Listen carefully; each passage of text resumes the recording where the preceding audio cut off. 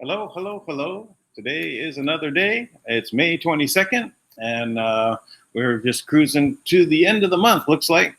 I've got a lot of things that have been all coming at me this morning, so several different directions. GCR related, cryptocurrency related, so I'm trying to play a little bit of catch up here. I've not spoken to Tank today, so we'll see when he's going on. I did send the link to him. He is doing Speak Up with Tank during Monday through Friday, and I'm putting up those videos. I was working on one of them, but the edit was not quite working out, so I had to re-edit it, and ran out of space on my computer for doing the edit. Now I'm moving files, so that's what I mean. There's a lot of things that were going on, but anyway, so Tank is doing those project interviews. May not be the right word, but interviews with the people doing projects. I know he's doing project interviews with people that are getting the trusts set up. So I think that's not the same thing. So, but interviewing with the people that are having projects during starting at 8, and so I start this at 9. I didn't want to change the time frame at which we're doing this broadcast, as we started doing it at this time, and this would be the 79th in a row, 79 days straight, talking about these issues. And we're covering everything from GCR, the situation with QAnon, Trump, the defeat of the cabal, the building of a new world based upon abundance principles. How do we go about that? What does that look like? So, but Tank will be joining after he's done with his interview, and then we'll continue on here.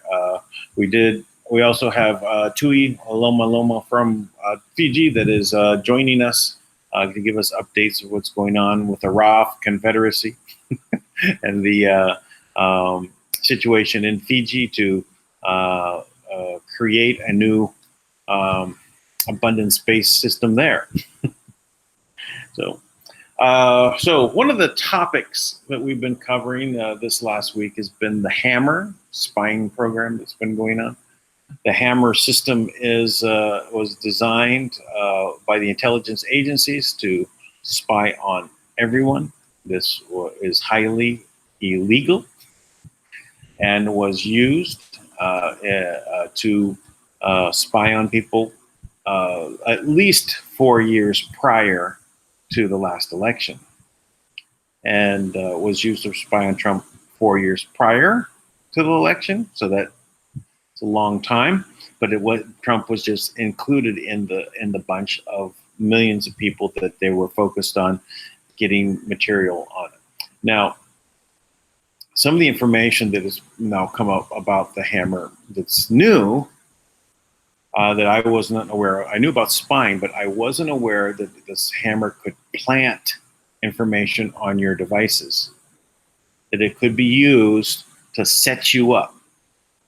If you are a good moral being, and I'm not doing Restore Republic via the GCR, because they have that little comment in there about good moral beings, right? But if you're a good moral being and try to do everything right, and they have nothing on you, they could plant something on your device, on your phone or your computer, to blackmail you with, to get you to comply with what they want. No amount of wrangling would then be possible on your part, right? Because you're in a blackmail situation, other than just, okay, let it fly, and that's probably the best solution. And just let people know, hey, they somehow this stuff was put on my system and I was blackmailed. So there's a lot of things that can be done to really set you up. So this system is truly evil system. It was not meant as a way to safeguard you. It was meant to safeguard the cabal, their power structure, the way they control things. So we have to really be aware of these things. So I have I follow David Janta. His Operation Freedom was the one where they actually brought out the information about the hammer. This was brought up by a general that basically had a lot of credibility. And the very next day, the Russian collusion delusion came out with a Comey basically pointing the finger at Trump being a Russian spy. This was the cover-up of the hammer, among other things. It covers up all of the Russian collusion done on the Democrat and Hillary side. And then also Bill. Let's not forget Bill. But the Hillary email server, the uranium one, the colluding with Russia. I brought up Dan Bongino yesterday about talking about how the source for the Steele dossier, the Steele slander piece that was used as an official document to get 4 FISA warrants, was used apparently for a 5th time, because Obama said, and on one hand, our elections, no one can mess with those, because he's responding to Trump saying that people are going to rig the election. So Obama said, no one can screw with our elections. And then like a couple months later, flips over and says, oh, well, we could be hacked. So they needed some reason to do a 5th evaluation using that Steele dossier, so that they can come out and say, oh, there was hacking by the Russians. It's the Russians, it's the Russians, the Russians. Trump did it, Trump did it, Trump did it. So we know that this has come about in such a way and been meticulously laid out to draw out the deep state into an extended position of putting their neck on the line, stretched it out so far that when the chopping block blade comes down, it's a clean cut. Democrats are talking about, impeachment, impeachment, impeachment, right? And they've been creating this situation where it looks like an impeachment hearing going on, but they're not getting cooperation now. The Mueller report is dead. Oh, that fan keeps blowing dust at me.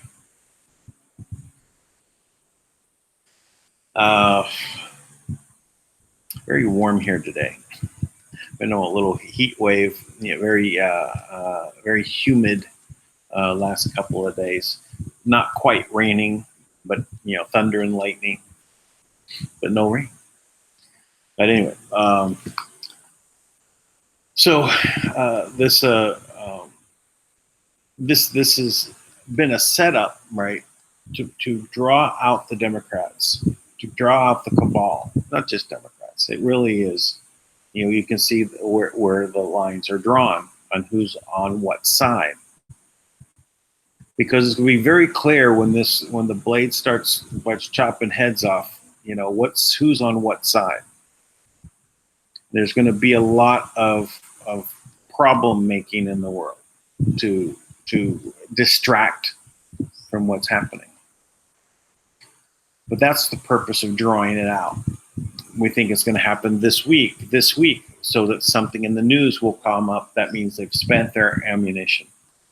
They have to coordinate something else. And every time they do that, it gets weaker. Their response gets weaker. Their best stuff is gone. And the Anons have been trained to jump into it and figure out what's going on. Me and you know, because we're talking about this, analyzing what the hammer is, where it came about. The rest of the world up there doesn't know. They think that there's just, oh wait, Trump didn't collude. Okay, well, and they want to look into what the problem is. That's what they know. We know the story. It's been put out in front of us with breadcrumbs that we just kept following the trail. So we're already aware of the hammer. We're already aware of the Russian collusion on the Hillary side, on the cabal side. And it was all a hoax, or basically, pin the tail on the donkey on Trump. He's the one to look at, to get rid of him. They say just if they can hold off for one more election and get rid of Trump, then they can put everything back the way it was. They know everything that's been lined up. They know about the tribunals. They know what's going on. That's why they come up with a anti-lynching bill, right? And Smollett creating a fake MAGA attack. It's pathetic. It truly is pathetic. Their great planners are gone, right? It's the B team and the C team that are in play right now. At least the B team kind of had seen it all going on and saw the great plans that they were executing, but all of their planners are gone, or for the most part, they're out of commission. You might have Cheney there.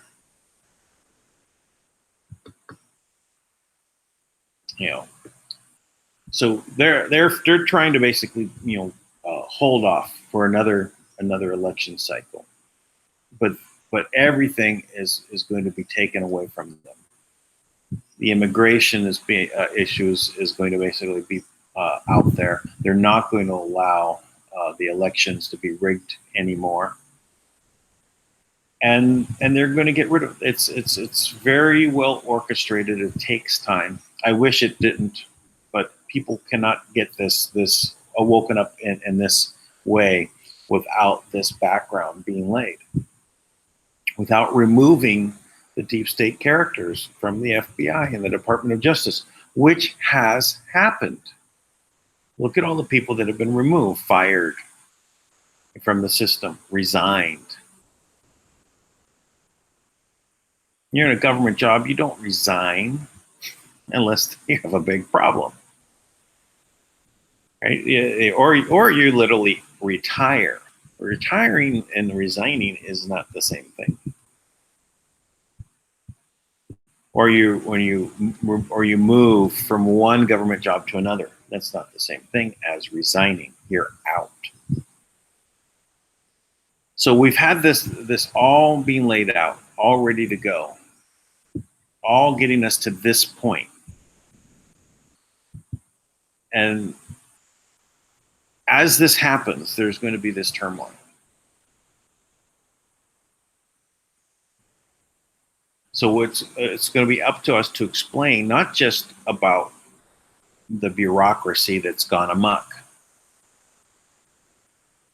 We have to allow people into, the other side of the mirror.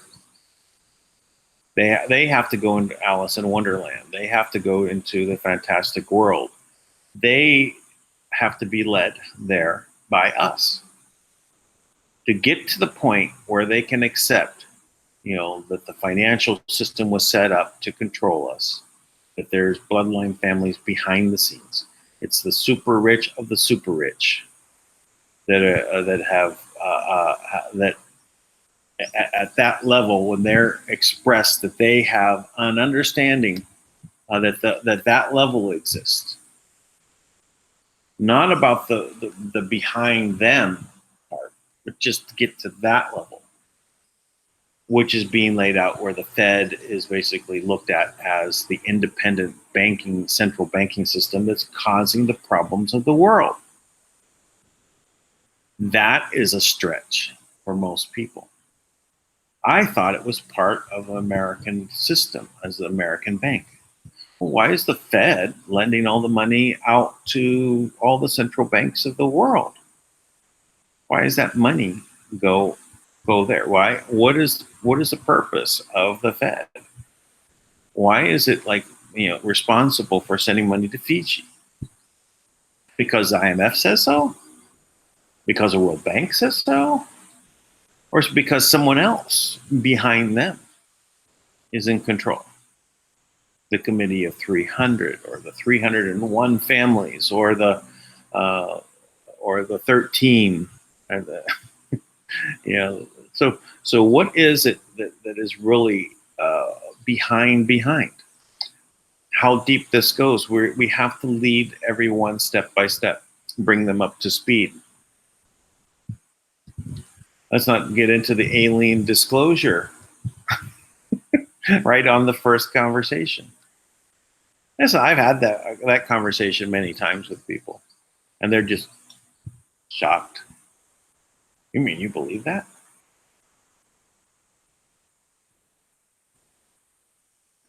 And I say, well, why do they hide the giants skeletons? Why do they?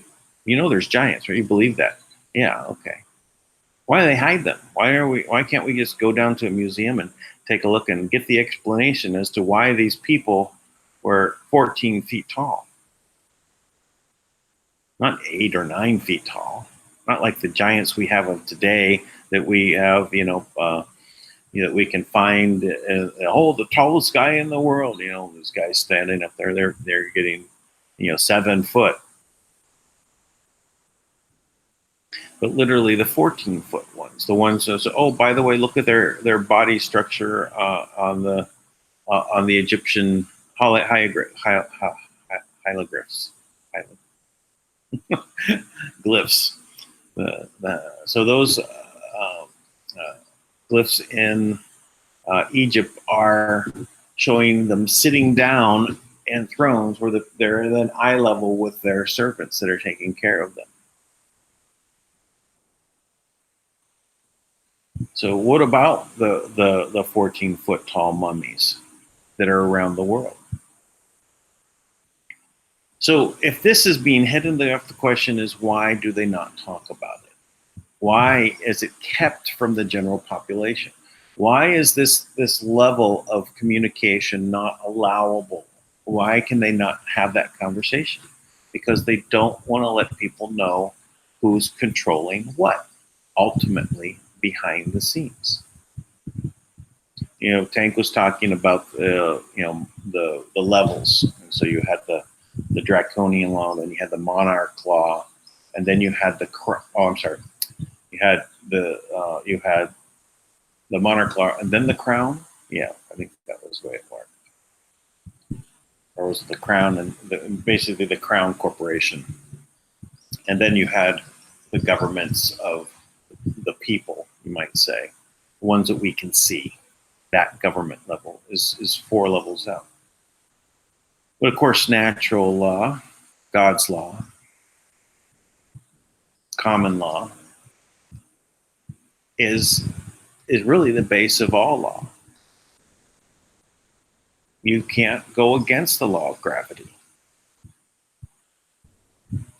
You can't basically reverse those things just by making a law. You can have other science come away, other laws of nature that come into play when you're playing around with physics and altering things with magnetic fields and all. You can come up with ways to create an effect, but you're still using the laws of nature, physics, geometry. These things can't be just, changed because you don't like it, or you pass something write something down in a book. That's what you can't change. So everything that comes outside of that.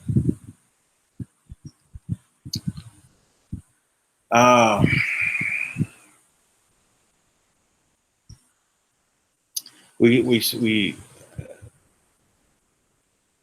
how to get I'm sorry. Let's change the topic slightly. We talk about the public versus the private. The public meaning government. Every time you hear public, just think government. Don't think that privacy means bedroom in your home. Private is a conversation we're having together. Even if it's open to many people to come in and hear, that's not public. I know you're trained to think that public means you're in the open space and many people can hear you, you're in public. That's not correct.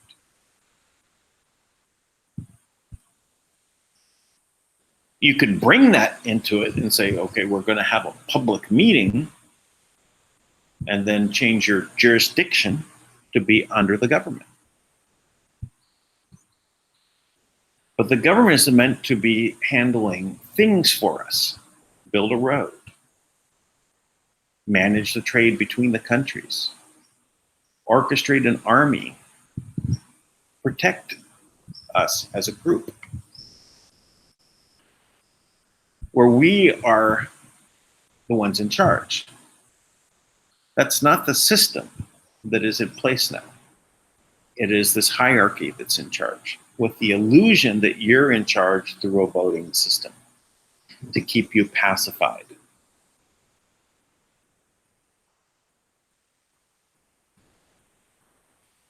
I noticed very early on in my voting for things, when things got passed that were for the people, right? We didn't like how this was working out. Let's change this. People vote and it gets passed. But it gets ignored. One of those first things I saw was like that, where I was in California,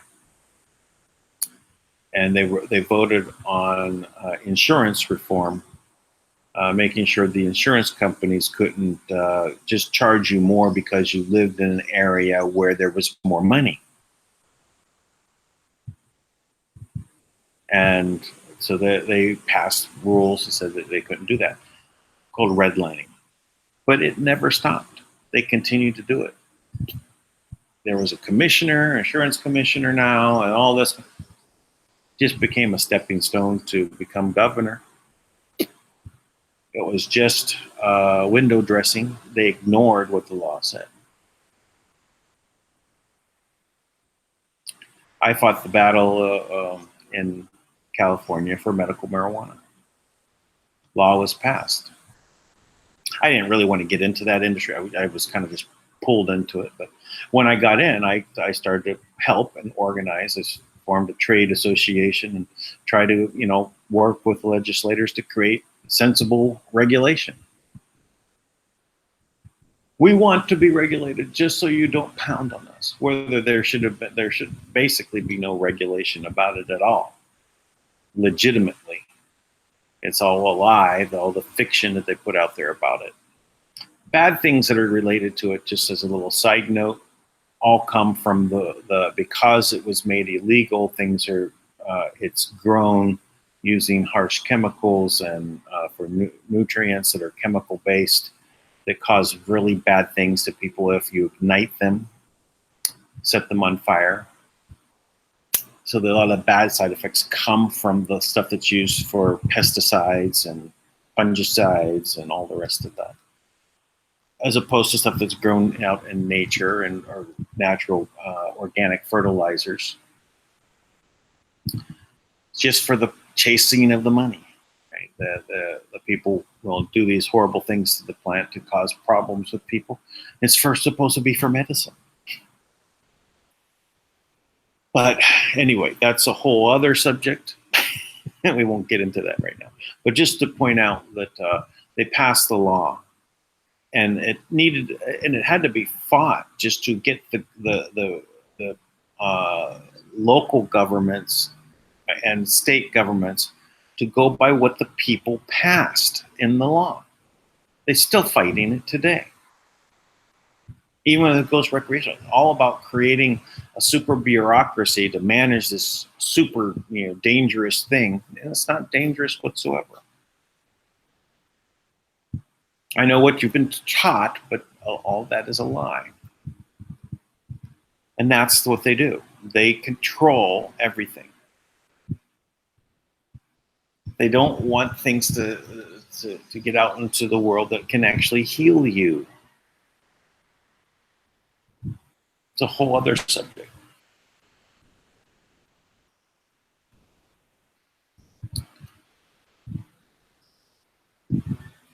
So anyway, well, I've been.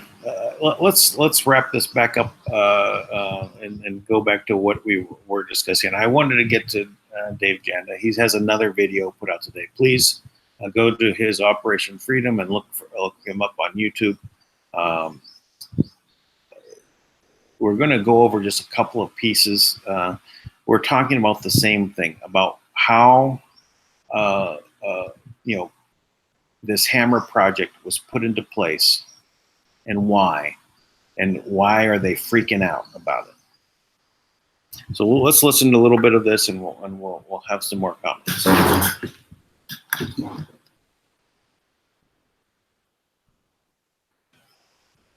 I've been told. This was confirmed by several news sources.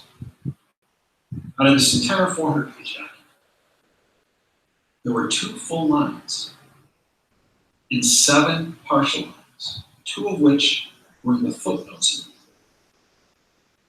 that were redacted. That's it. He's talking about the Mueller report, right?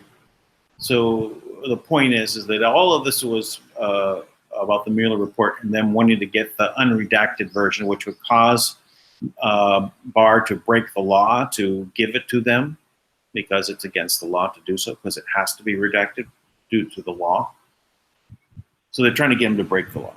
But there's only 2 full lines and 7 partial lines that have been redacted out of the 400-some pages. 2 lines plus 7 partial lines. So they really don't want to see it. It's just the show. So it was 99.9% redacted. Yet they haven't taken any of their valuable time to read it.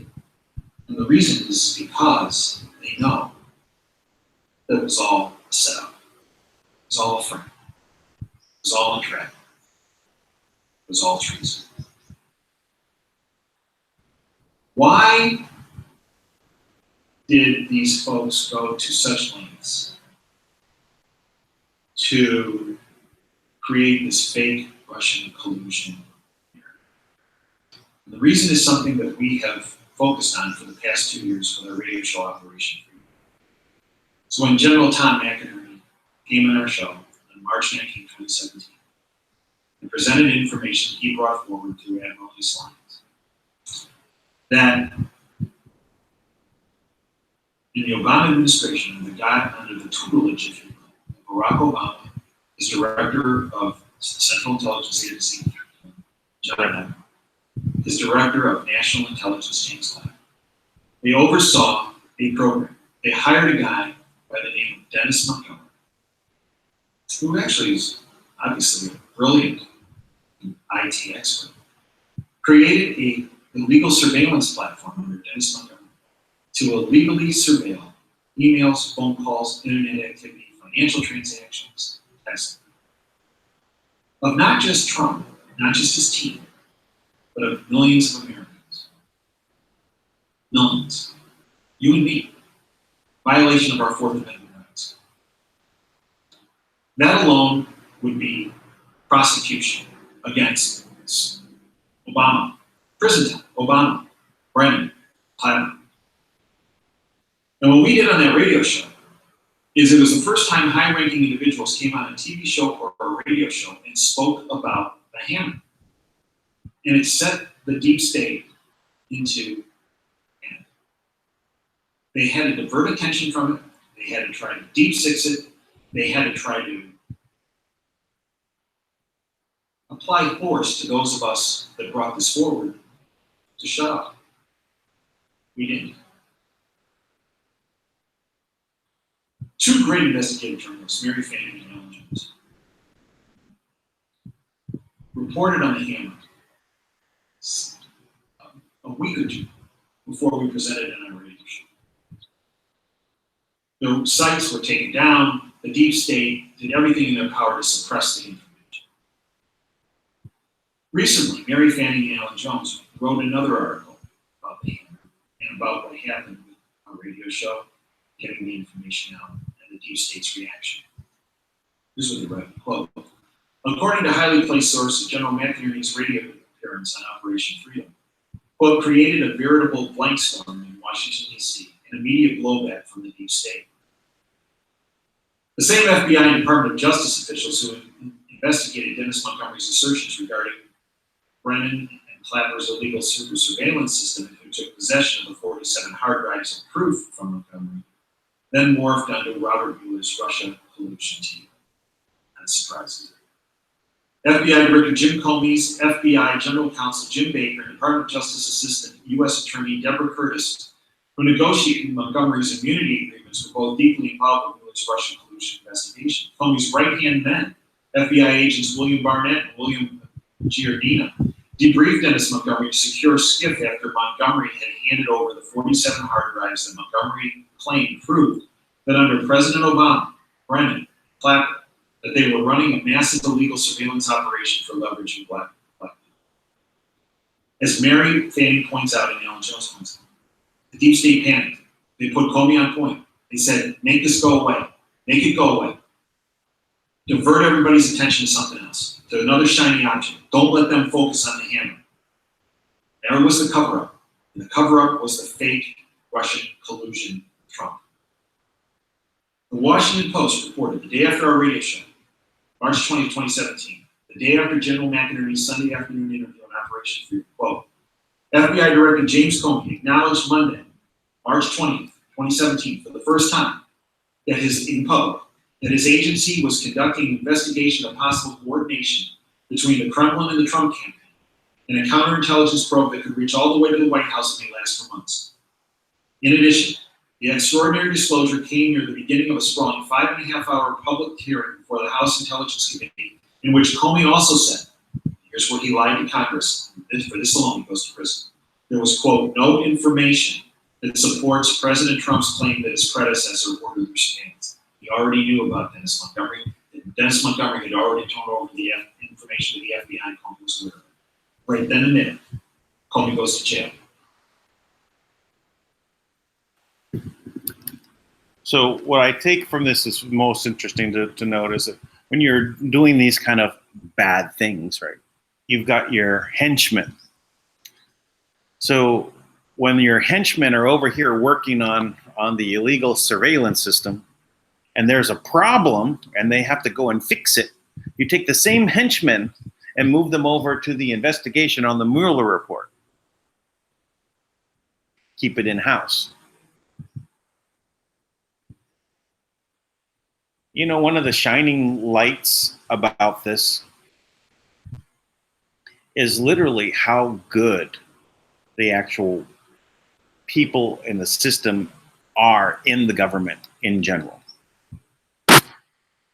They have to go to such extreme measures to tweak the system and have certain people in place to get the bad things to happen and to cover them up.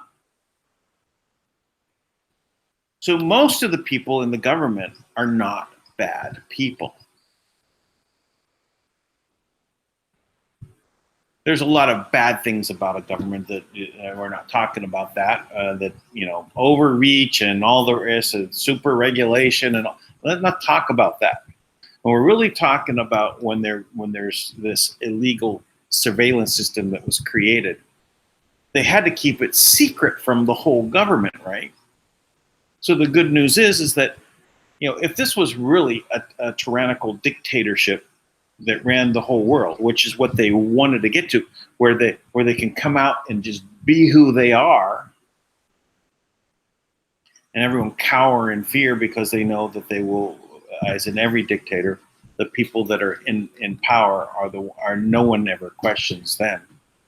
Their ultimate authority. They don't have to wait for a law to be passed. They just do what they want. Lawlessness. The good news is that America is a country of laws, that it has good people in it, that otherwise they would have had to hide. They wouldn't have had to hide all this. They would have just went ahead and done it, and everyone would have known. Now, in the case, they put their people in place for control, and that control they wanted to basically have all enveloping. And the surveillance system would have given them that. I guarantee you that in those millions of people that were surveilled by this system, it was to get everybody in the world. But who they were going to focus on would have been definitely people all in the government. Every one of them that gets a government paycheck would have been surveilled, would have had the fingers into their devices so that they can plant blackmailable information. Because you're the next step. You're the ones that they're going to go after to make sure that you are going to obey them as they tightened this noose, as the country was being dismantled. You were still going to be in place, right? You were going to have your opportunity to still be employed, have food on your table, because you're with the government. But they would have to have dirt on you, even if you were not dirty. So the importance of this, no matter what, they would find a weak point in which they would be able to control you. And that's what it was about. This next step to get to the tyranny of the world was to eliminate what has been the one hope that has been brought to this world, was the idea of freedom and independence and individual ownership that made America great. And now America is great again. We need to make America great always. And in all ways.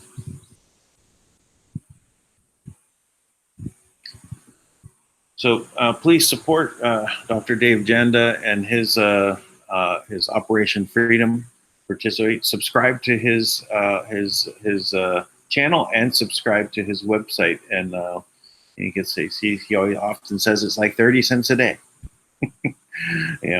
Join him, and have access to the things he does on the website. Just like I'm asking you to do on Where We Go One, We Go All.love. Actually, we have got 31 people that have come on and joined. I think it's about 6 people have signed up for the $1.11 a month plan, and 2 have done the $8.88 a month plan. I appreciate that. Thank you very much. We will be broadening that out. I actually planned on doing a lot of things on it yesterday, but because of the heat, it literally, I avoided where my computer was because it just became so hot. I had to get out of there. So But I'll be back my nose to the grindstone after this. I'll have my lunch and then get over there. I've some things I'll be posting there today. But there is a place for organizing, and that's my purpose in it. So there are people that are in the Where We Go When We Go All.love Telegram group that are posting information there. I'm going to actually start requesting that you post those things also in the forum there on the website, and create talking places to work the topics, and try to categorize those into the correct categories that are being laid out there. So right now it's roughly set up with 12 main areas, and then each of those will have other points underneath it. So this, for example, if you want to, if you think this is about, let's just say this topic, the hammer, that would be go under, I would say, QAnon. It would go under the forum for the red pills, to get people the information about what you need to wake up to. So these are places where we can start, dividing up the information or where it would go. So that's what I will do. I'll take some segments to point to, like what they're about something in a video. Hey, check it out. Look at here at this segment to this segment, and this is what they're talking about. That's what's important. When we do 3 hours of videos, it would be very good if someone wanted to say, hey, this is what I got out of it on this section to this section. This it's from 1 hour, 3 minutes to 1 hour and 7 minutes. Listen to this. This is what it's talking about. Pop that in. That way, when people are rolling through and say, here's the topic, just like you would do on a Twitter. You go and do a tweet. You post that tweet. It's the same kind of concept, but we kind of divide up the information and find places for it. And we're just feeling our way through it right now. But anyway, I do appreciate everyone that's participating in the Telegram group. All right. All right. Well, let's roll into our chat room. Waiting to see where another 15 minutes where Tank is finished on his Speak Up with Tank. Go ahead and get this lined up for us.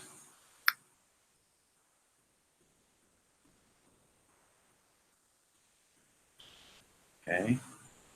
The raw string has a lot going on. My goodness. It started off with a lot there.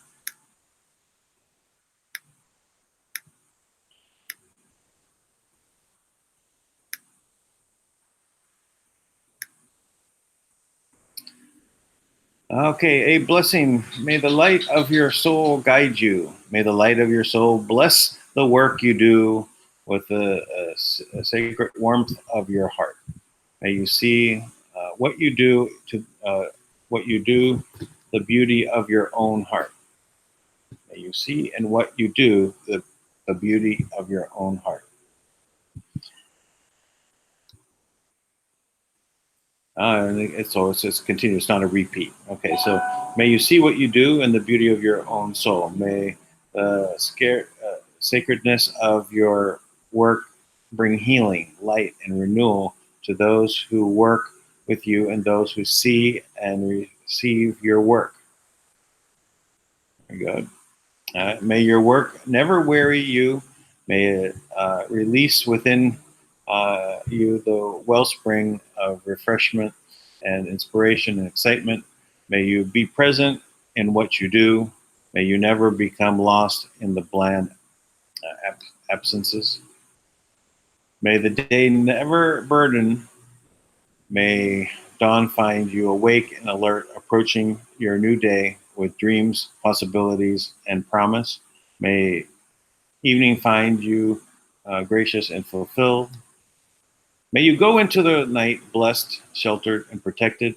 May your soul calm, console, and renew you. From John McDonoghue's book, Amankara, Celtic Work Blessings. Well, thank you for that. All right. It's a good way to start off. Thank you for adding that in there.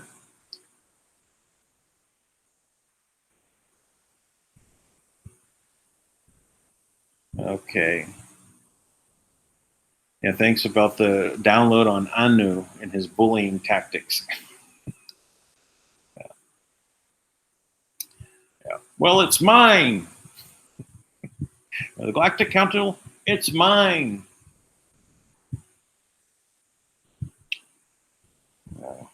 Okay.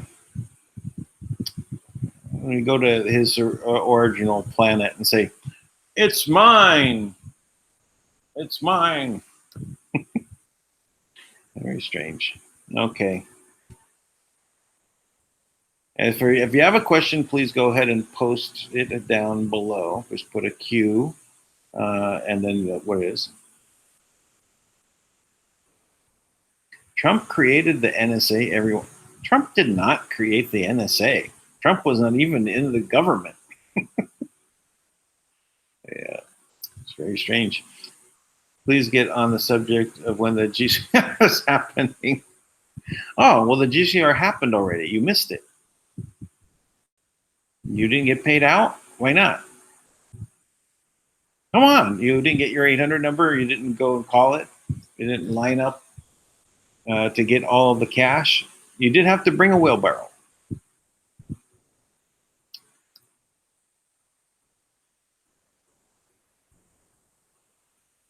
Okay, so Tara LeBlanc. Okay, so the subject here, just so you know, is not about the GCR only. And the lie behind the GCR, that everyone's been waiting, for, is there. We've covered it, extensively for 2 weeks. We don't really need to talk about it every day. The GCR is not going to happen in the way that anyone can think it is supposed to have been portrayed to anyone. Is there going to be a reset of the world economic system? Yes. Is it the way that everyone has been projecting? No. That's been stopped, and it's a good thing it was, because it would have been a catastrophe. So a new system of being able to fund projects is what we're looking at, regardless of how many currencies you have stored up, that are to be revalued, on whether or not Zimbabwe is going to go out and say, okay, we're going to revalue our currency, or Iraq. Regardless. Okay. Okay.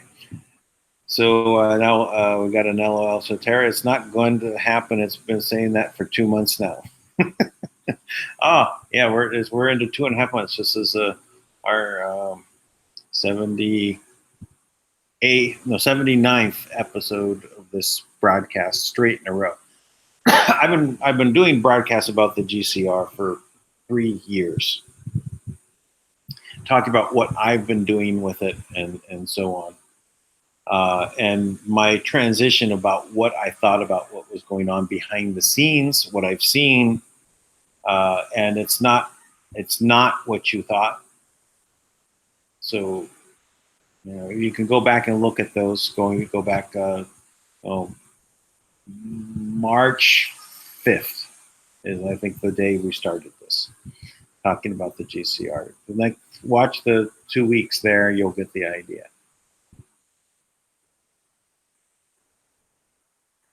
Okay. Public groups, no. Private groups, no. It's not going to happen because the plan to cause this great amount of currency to flood the world. Okay, pardon me, guys, for I'll do this example. Let's say what the GCR is supposed to be, and what would happen if it actually occurred. It's supposed to be you have these currencies that are going to be revalued. There's historical bonds, but let's not cover that. We're just talking about the currencies. You have the $100 trillion notes. You have the Iraqi dinar. You have those. And let's just ignore the dinar for a moment. Just look at the $100 trillion notes. So what was your revaluation supposed to be? It's going to be in new U.S. dollars, right? It'll be this new money that's now asset backed. That's the idea, right? So now you're going to have this paper of the $100 trillion note, and you're going to exchange it for how much? 1 for 1. So if you had one Zimbabwe dollar, you'd have 1 U.S. dollar. That's 1 for 1. You have 100 trillion of those. The world GNP is $114 trillion last year. So now you have one of those notes that's equal to the GNP of the world. Does that make any sense? And then you have 10 of those. You've got a quad. So you have 10 years worth of GNP, just you. All right, so let's not even look at that. Let's say that it's not even 1 for 1. Let's say it's 100 to 1. Right?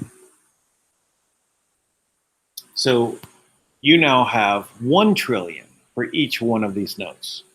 1 trillion.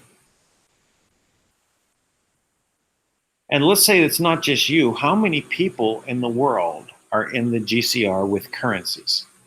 Do you have any idea? It's millions of people that have bought into the currencies waiting for the GCR. Millions. But let's just say it's 1 million. It's probably closer to 5 million. Let's just say it's 1 million people that have Zimbabwe's. Let's say that these 1 million people have one of the $100 trillion notes. And let's say that translates into $1 trillion for each of those 1 million people. That's a million times a trillion, right? Currency that would hit the world in one day. What would happen? First of all, what is everyone going to do? They're going to go out and buy the best of everything, right?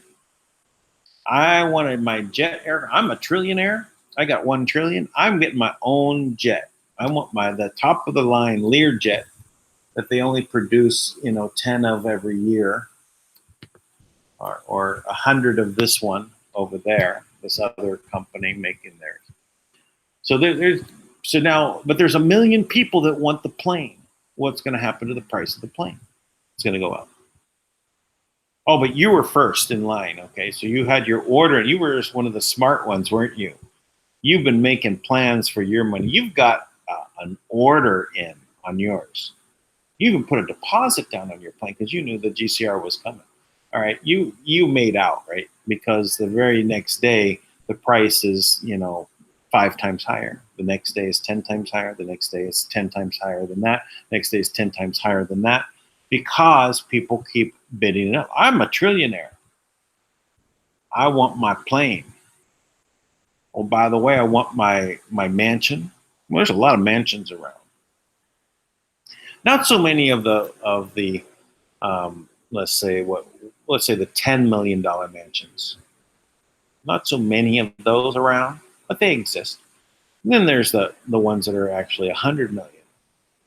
There, I think it's 30 million, 50 million. It's a handful of those around the planet.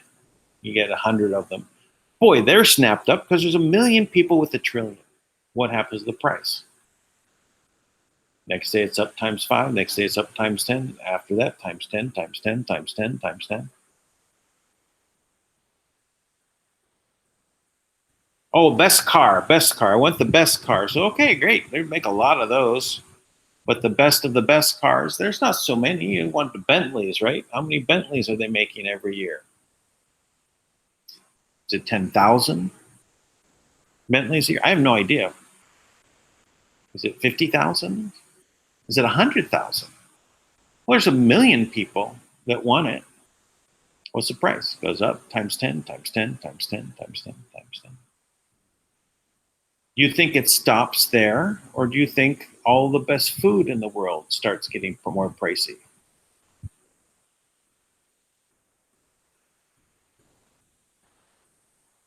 Where does it stop? It doesn't stop.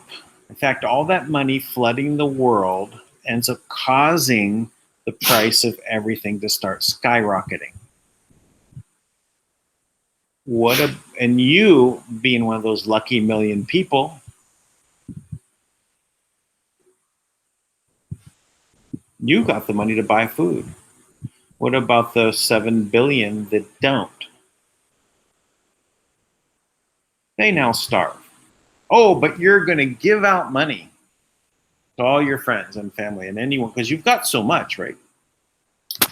Does that really help, or does it spread the problem? Yeah, those people get to eat. What would happen within the first 3 months of this GCR happening would be the complete collapse of the economy of the world.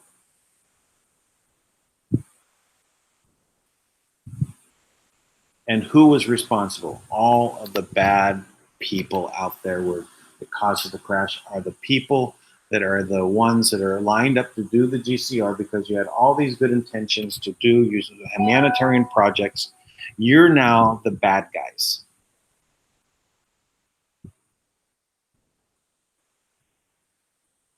Is there a GCR coming? Is there a global currency reset coming? Yes, we're in the middle of it. It's happening all around you.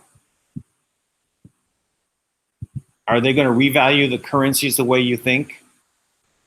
Probably not. Will they revalue currencies? Yeah, sure, they'll revalue them. Will there be anything like what we're just talking about? Or will some people get rich? Yeah, some people will get rich. But you're sitting around with your one quad. Good.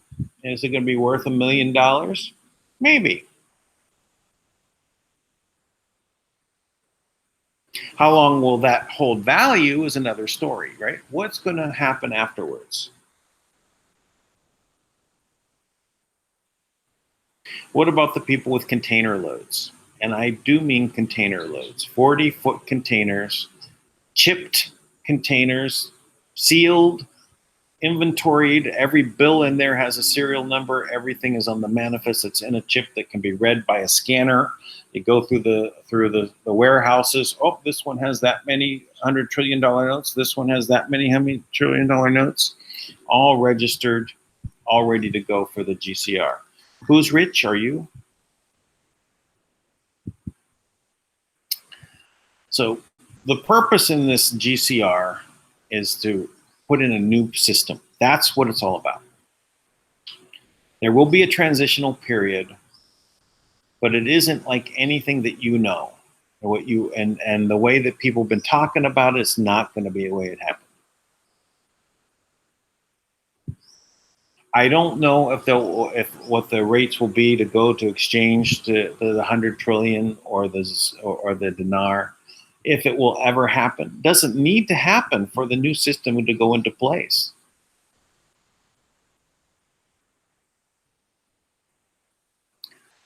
So, and there is alternatives to putting out these projects. So that's part of the things that we're doing here is talking about the alternative ways to get your projects funded so that you can move forward and help build an abundance-based world. And that's what we're doing here. We're bringing people together. We're bringing out the information. There is a big lie behind about the GCR. Just realize that. After all, they lie to you every day. It's happening tomorrow. So, let us continue. Okay. We'll continue here.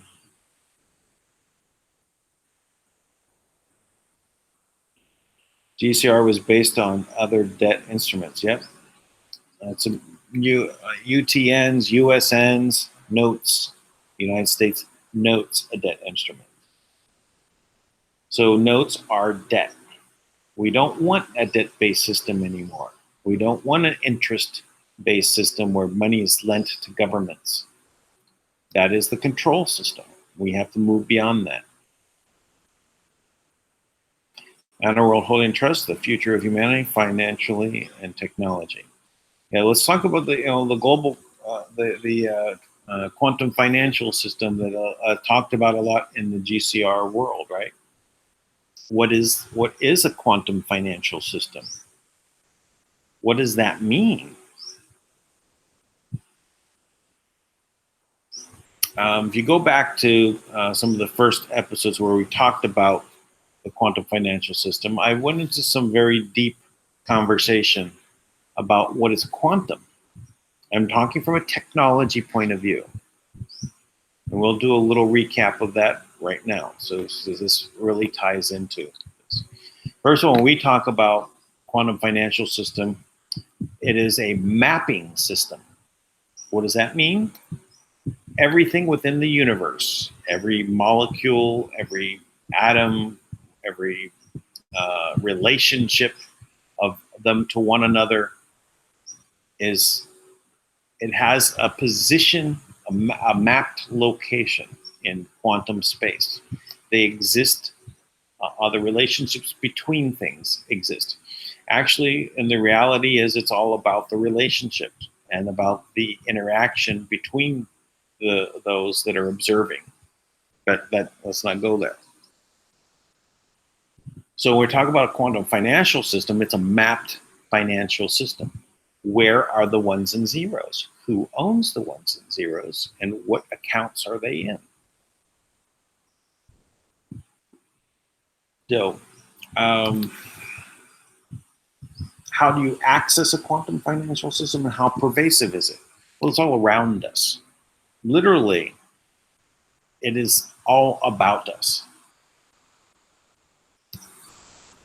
And to demonstrate that, I'll talk with you a little bit about, I'll stop sharing my screen for a moment.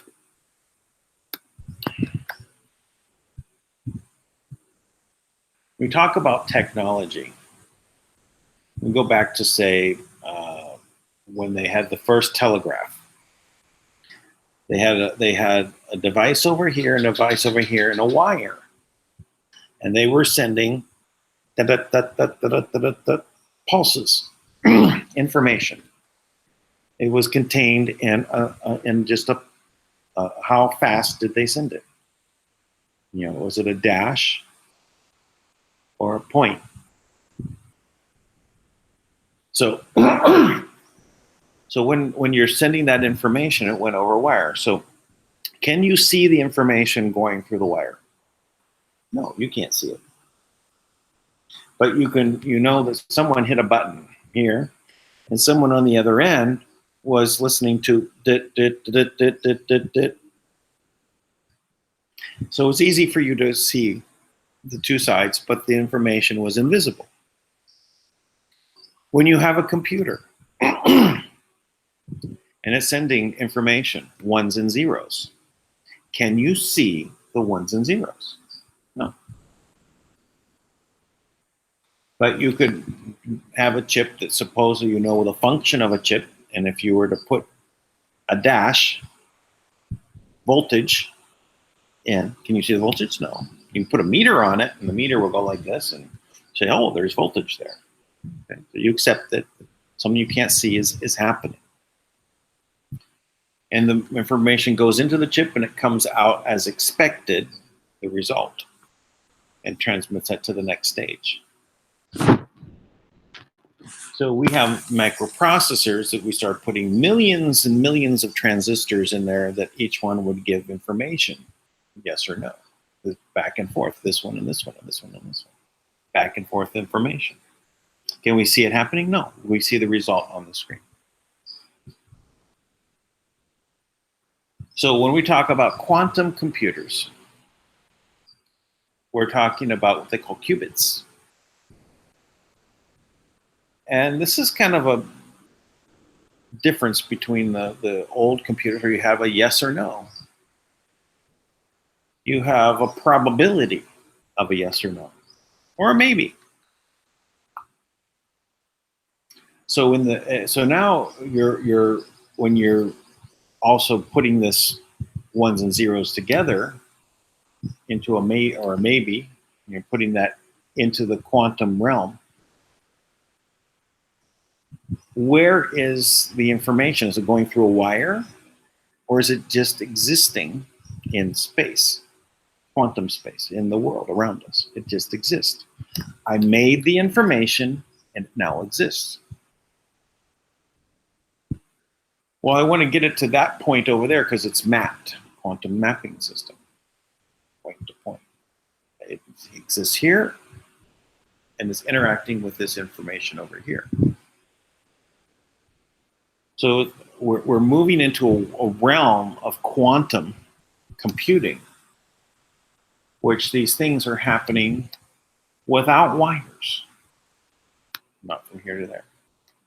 So we know when we're talking about sending things through the air, that those things we have called cell phones, that they're sending radio waves out to an antenna somewhere that maybe puts it in a wire and puts it through to the next phone, and it sends it over another wireless place to another radio wave, and it hits your phone. Do you see any of that? No, you don't see it. Most of the responses, because you get audible return or a video coming to your phone, so you know that there's a transmission. If you go up and down an elevator, that there tends to mess up the signal, right? So it's not getting to you.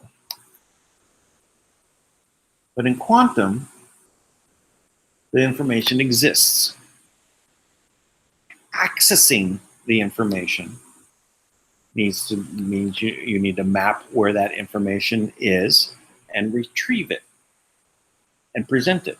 And when you're doing that, there's no involvement of moving the data from here to there. So there's no time, no space involved. It just exists. You're just accessing it.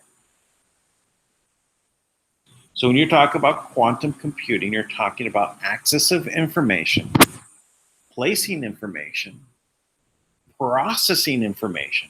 When you process information in quantum, it's just you're talking about those flipping of switches, ones and zeros, and transistors and things like that. You have to think that the information being processed there is done by algorithms that are placed there.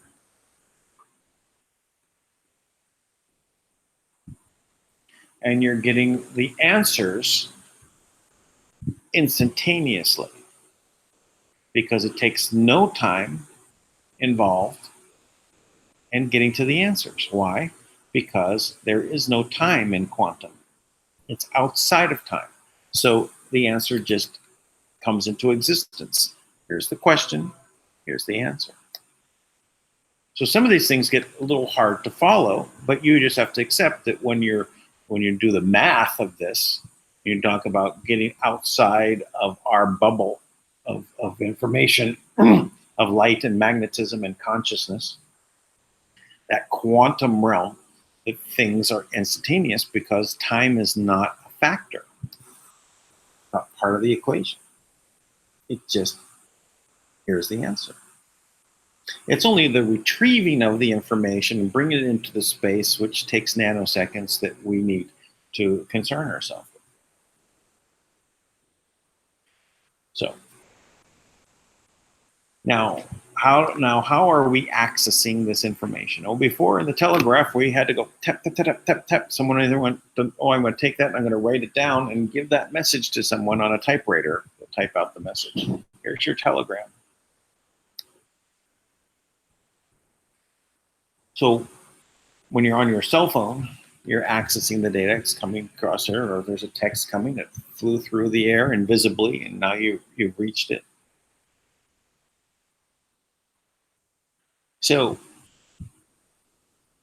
what ways can we access this information in quantum space? Well, you need to have this computer, right? This D-Wave computer, this quantum system that actually, allows you to type in a keyboard and put that information into quantum space for it to process and move out. Okay. Let's talk about some other ways that you can actually interface with technology. Oh, way back in the 80s, there were devices that you could literally, that would read your mind. You could literally control a screen by wearing a ring, and whatever you thought, it would transmit to the computer to flip the screen. So if you had a black a screen on this side, white screen on this side, you just think to reverse that. And you kept doing it and doing it. Then they'd make it into 4 squares, and you'd have to flip them to make different patterns. And then they get you up to playing tic-tac-toe. Put an X there, and an O there, and an X there, and an O there. And just by thinking, you're causing an effect in the device. Now that technology went into military applications for control, let's say in a heads-up display in a fighter aircraft. So you could target. Target that. I think about that. Think about that. Think about that. Think about that. Fire, fire, fire, fire. Much faster than moving your joystick thumbs going like this, because it takes time to get the pulse down to your thumb and back, and the response from your eyes. No, target, target, target, target.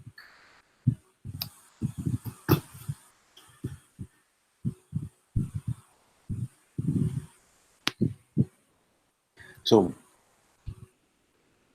I have a dog at my feet who was licking my feet. So, name's Dexter. So with that technology, all you need to do was think. So here's a question. Let's say that there's been some intergalactic races out there that have made quantum computers far advanced than the D-Wave system. And they put it into the quantum realm. Doesn't matter where you are, time and space make no difference in quantum. It just exists. So there's multiple quantum systems out there that were computing system were put into place to have an effect on the world. Flip the screens by thinking. You think that these other races, the intergalactic races out there, needed a keyboard to put their information into the system and to get a result? You needed a screen? Or did they just need to think about it and have the thoughts, have the information come into their mind? Interesting, huh? Where will this quantum technology lead us? What is possible? What system is Kim using? What is the system that Kim uses? How does she access it? How are things happening? Does she have a laptop? Does it have an effect in the world? Is all that matters. Can money be moved from the trust account as an asset, be pulled down and create cash in the system? Yes, it can. So when we're talking about having quantum systems that we're dealing with in this world, and it's going to access your phone, and there's going to be, it identifies who you are because it knows your biometrics. by your DNA, by your aura, by whatever. When I was working on developing the biometric system for Personami, I included in the patent technologies the aspect of aura, being able to read the aura of the person. That's unique, probably more unique than the DNA. The DNA is an antenna receiving device. It's a programmed laid out, but it vibrates and it's transmitting data, the transmitter. The data is written out in it, but it changes, and some things get active and some things don't. What controls that? So your aura is unique. So when you're in a system in which we're talking about having protection for our accounts being built in to this quantum system, makes sense to me. But is it invisible from the telegraph tapping over here and the tapping over there? Yes, it's invisible. Does the result mean that there's money coming out of an ATM machine? Well, that's what we're at to, right? Some seems to be making it into the hands of the government just fine, right? Our problem has been is that they don't want the people to have the money because they lose control. And that's all this is about, is control. They have the power over you. They control you. And that's all this is about. Who is in control?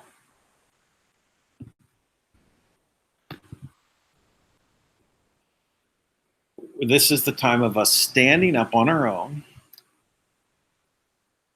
acting as sovereign individuals, being responsible for our actions, taking command of the things around us that we need to interact with, be responsible for those, make things happen. It's for us to do that. We are the ones that have to do it. We have to take control of ourselves. And don't contract with them to be in control of you. Because that's what they have, is control. And that's what they desperately don't want to give up. Because that is the only thing that they have, is control. But that control is just as much of an illusion for them as the freedom is for you. When you think you're free, but you're being controlled. Which one is real? It's up to you. Are you going to stand up and be in control? You're going to do a video? You're going to share this video? I'm asking for your participation in helping us all work together. Share the video. Subscribe to this channel. Subscribe to the channels like that I point out. That helps us in our goal to move this information out. For us to participate together.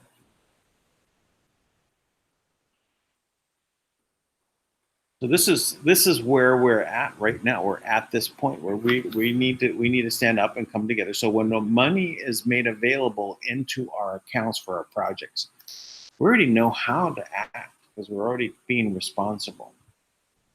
We're making our appointments. We're making our meetings. Actually, I just missed a meeting yesterday. I blew right past it. I was sitting there, got my alarm went off.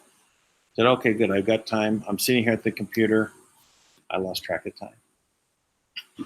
They couldn't contact me because they were sending me emails. Don't get into my emails. Get into Telegram app. Anyway, but I had the meeting today. But I took responsibility for missing. I normally don't miss meetings. I haven't missed this meeting with you.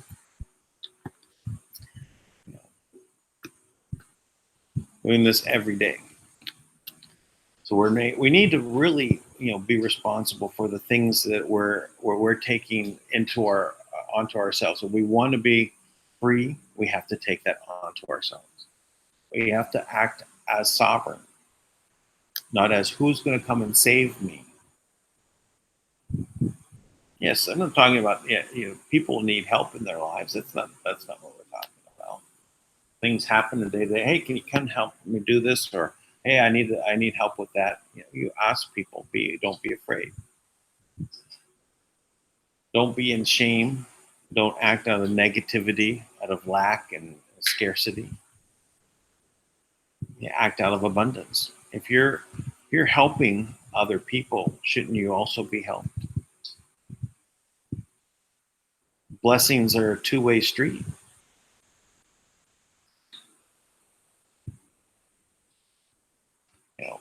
When people offer to buy me dinner, a lot of times I'm always buying dinner. And in my past, I've had I'm usually say, oh yeah, I'll pick up the tab. But if someone offers, I always say, yeah, sure, please, because I don't want to because I was in the position to offer this easily for me. I offered it. We offered to help feed people. But if someone offered to feed me, I would say, sure, happy to.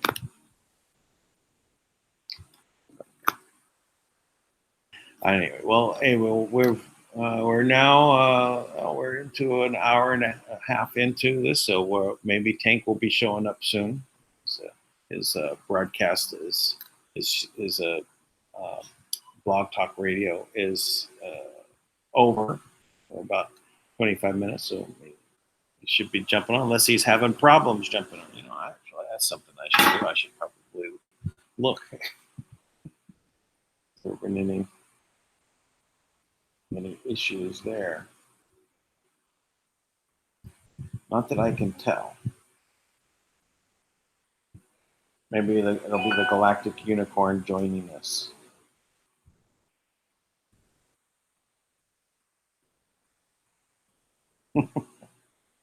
Yeah. Well, I'll send the mess Tui. I'll send you a link, so you can join in. Tui.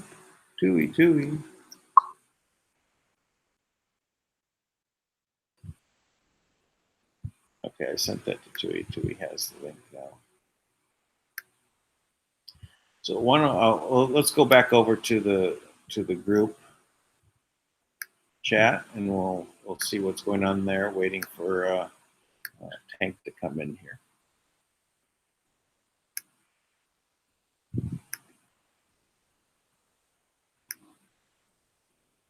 Okay, here we go.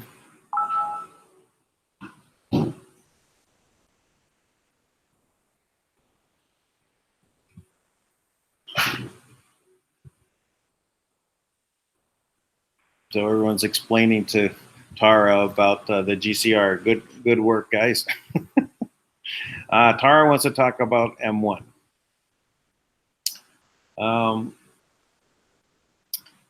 The M1 is a title of a position within the hierarchy of the systems.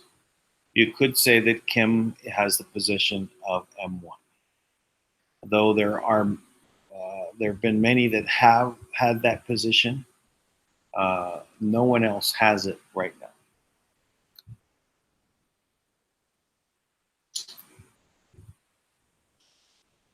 I don't know what HAPS Global is. So HAPS. I do not know what that is. So I cannot answer. I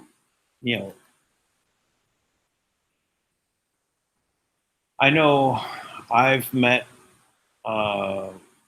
personally six that have claimed to be the ability to pull down the assets. Personally, I've known of others that have that claim. The only one that I've had any confirmation of success from was Kim.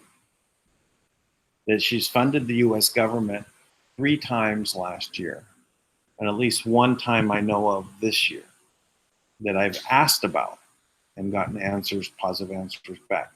And whose name is on the trust is Kim's name. This trust used to be under one of the trustees would be the Rothschilds. They are no longer trustees of this trust. It used to be called the Dragon Family Trust. It was renamed to Manna World Holding Trust.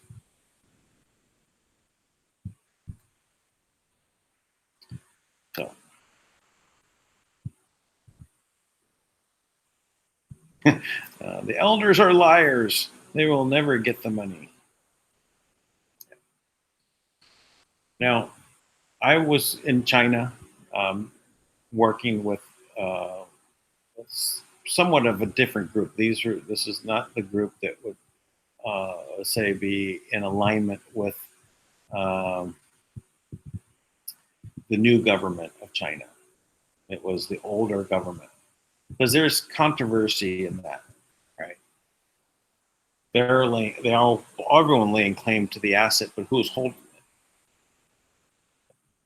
What were their elders there? Yes, I met with those that would be called the elders of a particular mountain warehouse, and one that represented all of the mountain warehouses. Now, lying, let's not talk about that. Being unaware of what has transpired in the system since all of the royals were kicked out by the bankers in the 60s. They've been outside the club for quite a while. They're just trying to exercise authority as the best they can. Are there ones out there that are lying? Sure, there are. But there's also ones out there that think that they are in the correct position as they present themselves. They have real documents. But do they actually have the current authority? Right now, it appears it's only Kim.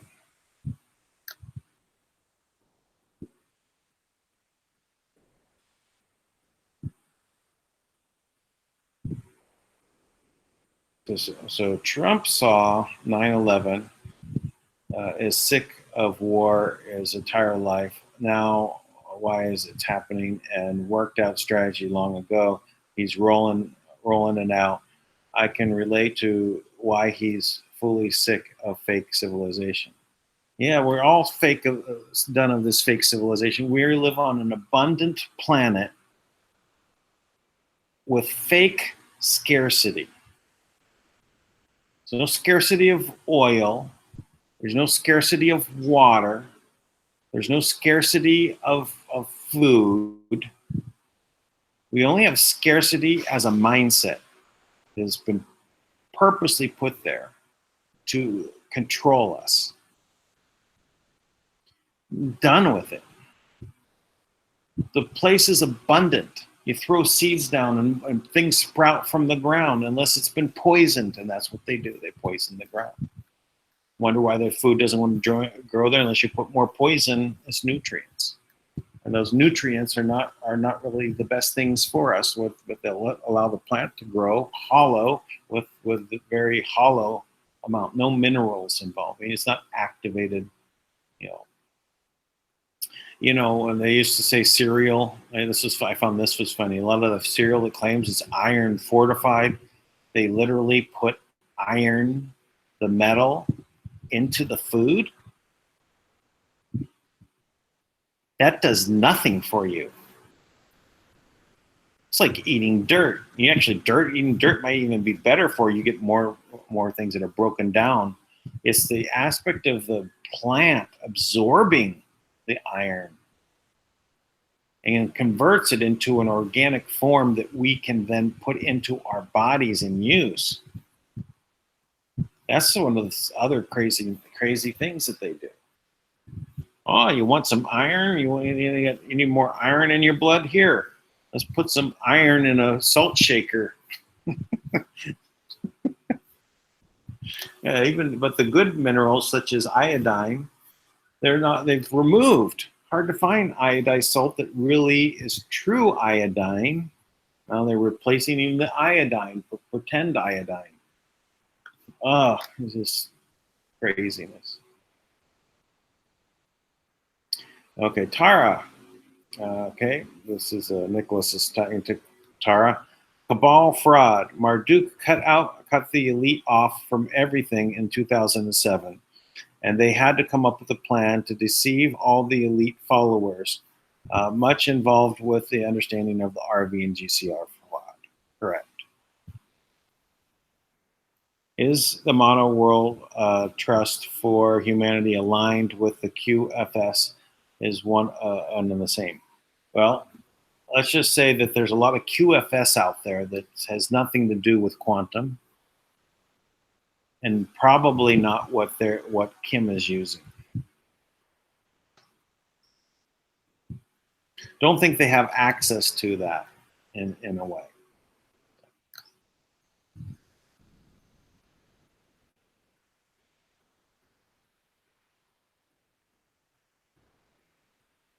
Yes. So Nicholas is saying Dan was misled the whole time and admitted that he was deceived about the GCR and RV. Yes. As everybody is misled to believe that there is a system there that behind the scenes that the good guys have won and the cabal is being defeated is part of the cabal plot. So that's what I mean. A lot of the things never made sense to me along the way, especially the numbers. That's why I went through this numbers exercise, talking about 1 trillion per person and 1 million people. It's more than that. How that just would destroy the economy of the world. And then you would be the ones responsible for causing the problem because you had all this cash and you dumped it on the world. I know all the good projects and everything you were going to do and so on, but the cost of all those goods and services went up. You became poor again because you were not the one with hundreds of container loads of this currency. Okay, what happened to money? It was simpler like 70 years ago. Yeah. Well, I think we have to go back a little bit more than 70 years. You have to go back before the formation of the Fed, right? And so let's go back 90 years.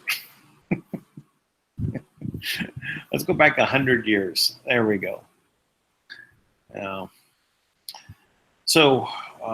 There's money and currency is different.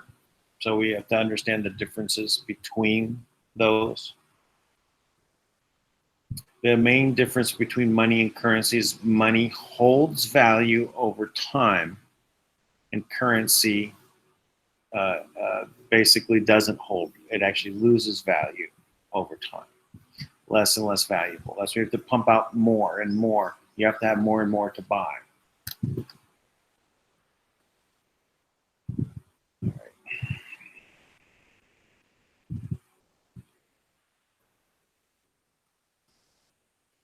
Okay, Tara's going to go into Iraq and take your Iraqi dinar there. If you're able to convert your Iraqi dinar in, do so. Go ahead. There's not been any GCR, right, that will happen. And I don't know if you're able to take the dinar in. I know that there are issues with foreigners being able to convert dinar. I don't know what the status is right now. It's been a while since I had that conversation about this, where you just couldn't walk in as a foreigner and get your exchange. I'm not talking about if you're a local currency merchants and talking about exchanging a couple $1,000s worth of dollars into their local currency. That's not what we're talking about here. We're talking about this old Iraqi dinar being converted into new money. It's freely exchangeable on the open Forex, right? That's what everyone's looking at. Oh, look, it appeared on the screen for like 2 minutes.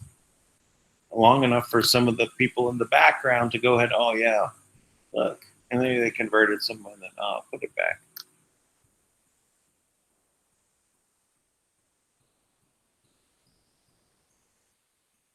I saw a giant lawyer on George Wood today. I don't know what that means. Swords are 10 foot long. Don't know what that means. Mhm. I see you in TQ for definition of golden stardust. We are lost there too. I need a translator. Um,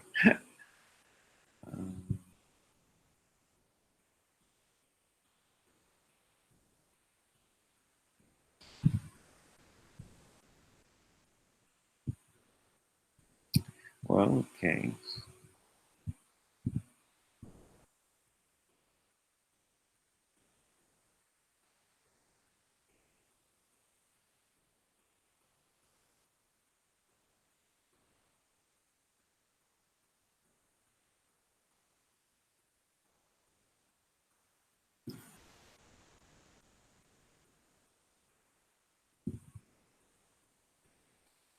Hey Dan, so Tara again. Did you know that Venus Project uh, is in my backyard? Oh, I did not know.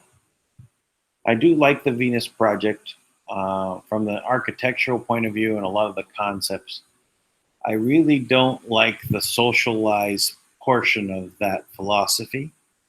Um, I really appreciate the engineering side very much, but when we, in my opinion, and from what I've seen, socialism leads to communism. This is an evil path. You know, it's not of nature.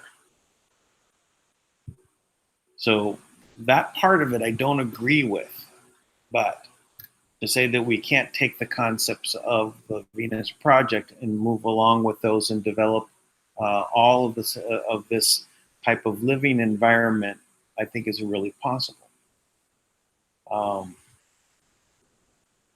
I would say what we have to do, and when we look at anything in regards to any of these things that we know out of our past, whether it's socialism, communism, capitalism, whatever ism out there, let's look at what the goal is and then see how do we achieve that without trying to get into the politics. But let's see, is this a goal that we're really something that we want to do? You know, equal distribution of wealth assumes that all of everybody is productive on the same level. Some people don't want to be productive at all, and some people cannot be stopped from putting out the same work that 12 people will put out. So you want to basically then say that it's okay to take away from the one that's producing and give it to those that are not against their will. There's a problem. That's why I don't like even the concept of taxing. We don't need to have a system based on tax. Very inefficient. What is the goal? I know what the goal of the tax is. If the goal is to pay back the loan on interest-based money lent to the government by a central bank to make a few people rich, that's not a good goal. Let's give that up, right? Let's find out what we really want. Yeah, the government has a role to play. We need to coordinate to build bridges and roads and regulate the foreign trade between our groups. Okay, great. Can you have a sales tax on something? Okay, maybe. Maybe that's some form of control that's there. But maybe there's a better system, a better economic system that doesn't rely on taxes. Now, if the government is the one putting out the money for that population, great. Why do they have to collect it back? They have it from the beginning. Think different.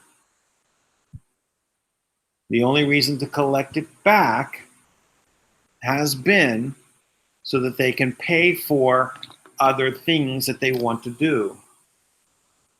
But if you had it in the first place,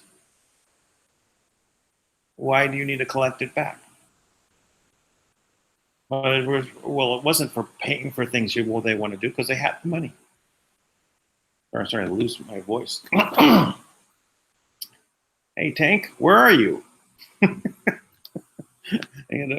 been speaking for an hour and 45 minutes. Anyway, let me finish this topic, and then I'll give Hank a call, see if he's going to jump on here or not. Otherwise, my throat is starting to give. So, if a government was able to produce money, not haphazardly, not just at the whim, but there was a mechanism that allowed the regulation of how much money can come out of the government based upon the productivity of the people. I hear chickens. Tui joined. So okay, hey Tui, you're really we can jump in here, but I'm just about to really talk about how we could create a system where government didn't have to tax or ask for fees. Shouldn't the government be something you want to deal with? If the government was the source of sending money out only, not collecting money from you, wouldn't you want to deal with the government? Would you have fear dealing with the government? And maybe that's why they like to collect tax, because they create this aspect of fear. Oh, I don't want to deal with the government because all they want from me is money. If we could stop that, no one would have fear of the government. They'd love the government because they were sending money out into the world, not collecting it. No need to do fees, right? Why do you need to collect fees? What's the purpose of that? The government's the source of the money, so why do they need to collect fees? Why do you need to collect tax? You don't need to. But there has to be a regulation of how much money they can print, so to speak, put out into circulation. And if the money is out there in the world, it starts being collected by the people that are being productive. And what do they do when they get enough money to do some other project? They spend it on making the project. We don't have to have a tax-based system. Taxes and fees are archaic. It forces the idea that everyone has to be an accountant to keep track of pennies to make sure that you don't get penalized, right? More fees, more fines, more taxes. You don't have to have that. So we can have a system that is free of all of that. So anyway, so that's enough on that topic. Tui, I'm glad you've joined in. I have not heard from Tank. Let me stop sharing here for a moment, and we just be on screen here. So how's it going, Tui? I don't hear you, Tui. You were unmuted. Now you're muted. Hey Dan, how are you doing? I hope you're doing well. I'm doing well, except my throat is giving out. I've been speaking for an hour and 45 minutes straight, without stop. Now I know how those commentators are doing. Like they do radio shows and everything. They talk for a couple of hours. You can only talk for so much before your throat starts giving out. I think it's a delay. Oh, we have a delay. You talk. Not again. Listen to you.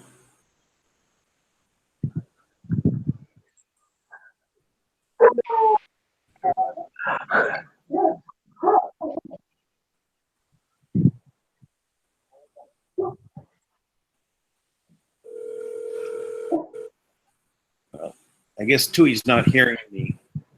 I'm calling Tank now, see if I can get a hold of him, if he's joining in today. I'd hate to end the broadcast without Tank coming on. Then it'd be the first one he missed. Hey, Tui.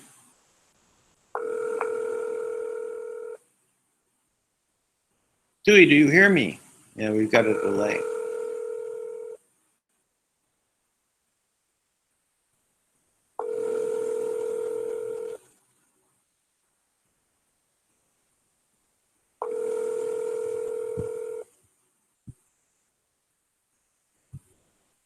Oh. He's not answering. It's over. Well, hey, Tui, you go ahead and talk. Give us an update.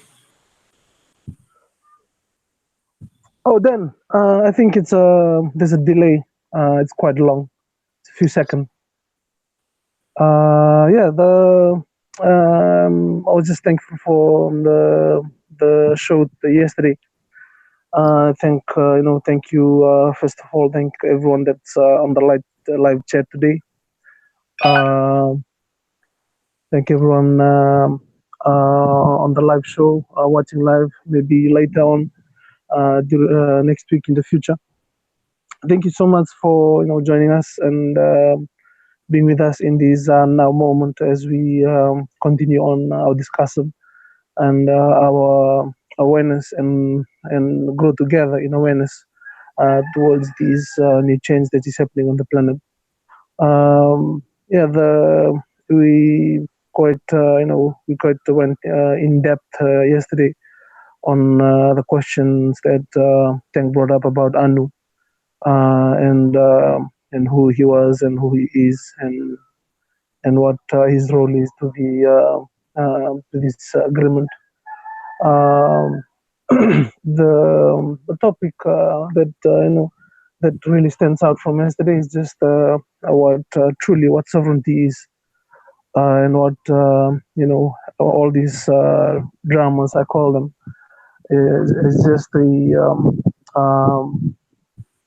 just a test of how we as human beings will be able to stand for our sovereignty and be able to claim the awareness that is within us to be able to claim itself to be self-aware again that it is the essence of what creates the universe or God is. So we'll always have the test, and every time if we focus on our physical illusion, physical body part, we might always get lost in it, and there's always going to be lessons that we will have to be, always be learning. Never seem to stop learning. And if we can stop and we change we change what we want to learn, or we change the probability, that will be really really good. And so yeah, that's simply what sovereignty truly means. And yeah, I had to like talk about it slightly yesterday because of how important it is for people to remember who they are and not just rely on their knowledge and what they know about the planet. Right now, the history of the planet is quite, there can be just anyone coming around and saying that they have authority and they have dominion and they have ownership to, certain part of the planet or the whole planet or even the whole entire agreement of all the DNA agreement from the sea, from the land, the people, the animals, and even the other kingdoms, the elemental kingdoms, and the probabilities, Agatha, the future probabilities. So for someone to just come in and say that, it's just a test of how matured at this moment the collective mind of the people and the collective mind of the human family at this moment in this time. So yeah, so as I've stated in the past that the the agreement of the Ra Confederacy is to return the sovereignty to the awareness of the people or to the people. It's simply it's simply just a reminder because sovereignty is always within you. It's never gone. It is the source of who you truly are. It's the source of love that you exist, that you exist in. And yeah, the topic yesterday about Anu, and it's funny because Anu simply means something for someone not from this plane, from this agreement. They come from a different, we would call from a different place. And if they want to come and try and have ownership I'm sure we have a relationship in DNA and in agreements. That it just doesn't mean maybe in the past it's maybe in the past we were able to let that expression of I call it light or love that is within everyone.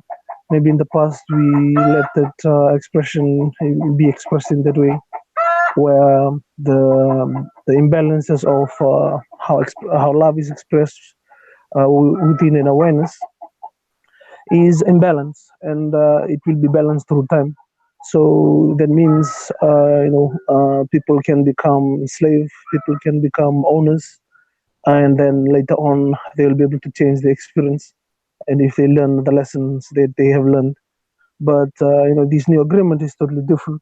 The love and the expression of love has to be balanced. Is no longer the way the way it used to be in the past, where people are slaves to something, or you are unaware of yourself and then you allow yourself to be slave. Right now, that's no longer happening.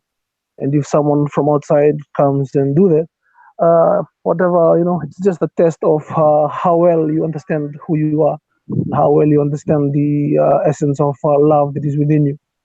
In the Bible, Jesus said there's two very important called the sovereignty, the law of sovereignty that he shared. And he said this is the greatest commandment. And the first one is love God with all your heart, with all your mind, with all your soul. And the second one, he said, is just like a fist. You love your neighbor as you love yourself. That law of sovereignty is one of the highest standard of law in the universe, no matter where you are in whatever timeline you may be. The awareness of what God is within you is the most important thing from your own perspective as an awareness or as an existing, living, breathing, and being alive human being or a being, whatever, or whether from the animal kingdom or wherever or whatever part of the agreement you come from the sea or from the land. This is the law that governs the DNA and the expression of the fifth element. So it's just been, in the past, the balance was not so balanced because it takes time for balancing. So, for example, there'll be a period of slavery, there'll be a period of freedom. And this one here, this new agreement that's happening right now, it's no more. It's not going to be different in that way. They will happen at the same time. So that means love will truly shine because it will be balanced. So that means love your neighbor as you love yourself. It simply means that if someone comes in and want to have ownership, or we have to allow that to happen as human beings. We have to allow, like we have to stop loving ourselves. We have to love this guy, and even if he's Anu or whatever name he will claim to be, then we will give him sovereignty over us. But if we choose otherwise, if we choose not to, then it's part of this agreement to be balanced. So that's what he has to learn. Anu has to learn, and so he is actually conducting himself in an old structure or in an old way of agreement where he tends to love himself more, that he tries to own the whole entire planet, and and then everyone just have to forget who they are again and be slaves and be back to the way it was before. And this is not going to be happening. Love has to be balanced now. Loving others like you love yourself, that's the new agreement that's happening right now. In the higher dimension, if right now, if someone comes to the planet right now and try to conduct himself in the old way of love, which is self-serving, or a others first and then yourself later. That agreement, is no longer allowed on the planet. It's not about it's a very simple thing, because everyone will be able to understand, because everyone is essence of source. And it's just in the future, in the past, we just forget, and we're able to learn these lessons. But if we start to remember ourselves, not anyone can just come in and have sovereignty over people. And I'm just here just to keep that in mind.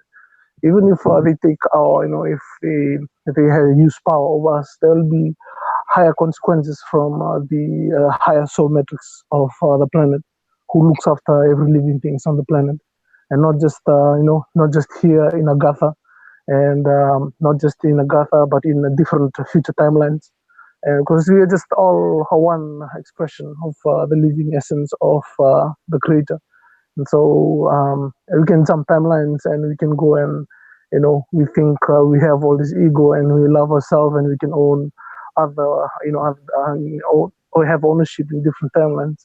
But when there's an agreement that's already happening, that won't be allowed, because there is always, it's a hierarchy, and you can't, no matter how high you'll be able to go over the lesson of love, that, or the more advanced lessons of love that you have to learn, is there is still much higher dimension of lessons that will be learned, or that I find it hard to put it into words, but it's in my I have it in my mind. But yeah, that's simply what it truly is. Now it's time for balance. So there's no one with big ego that will be allowed to control others.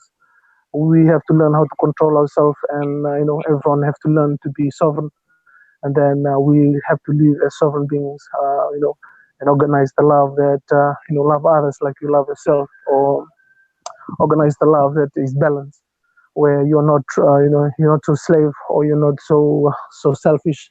It's just perfect light on the moment now, and it's no longer like before, where you can become selfish in a period of time, and you try and balance that by being a slave in a different period of time, and then you balance up the energy, or what they call in Hindu they call it karma.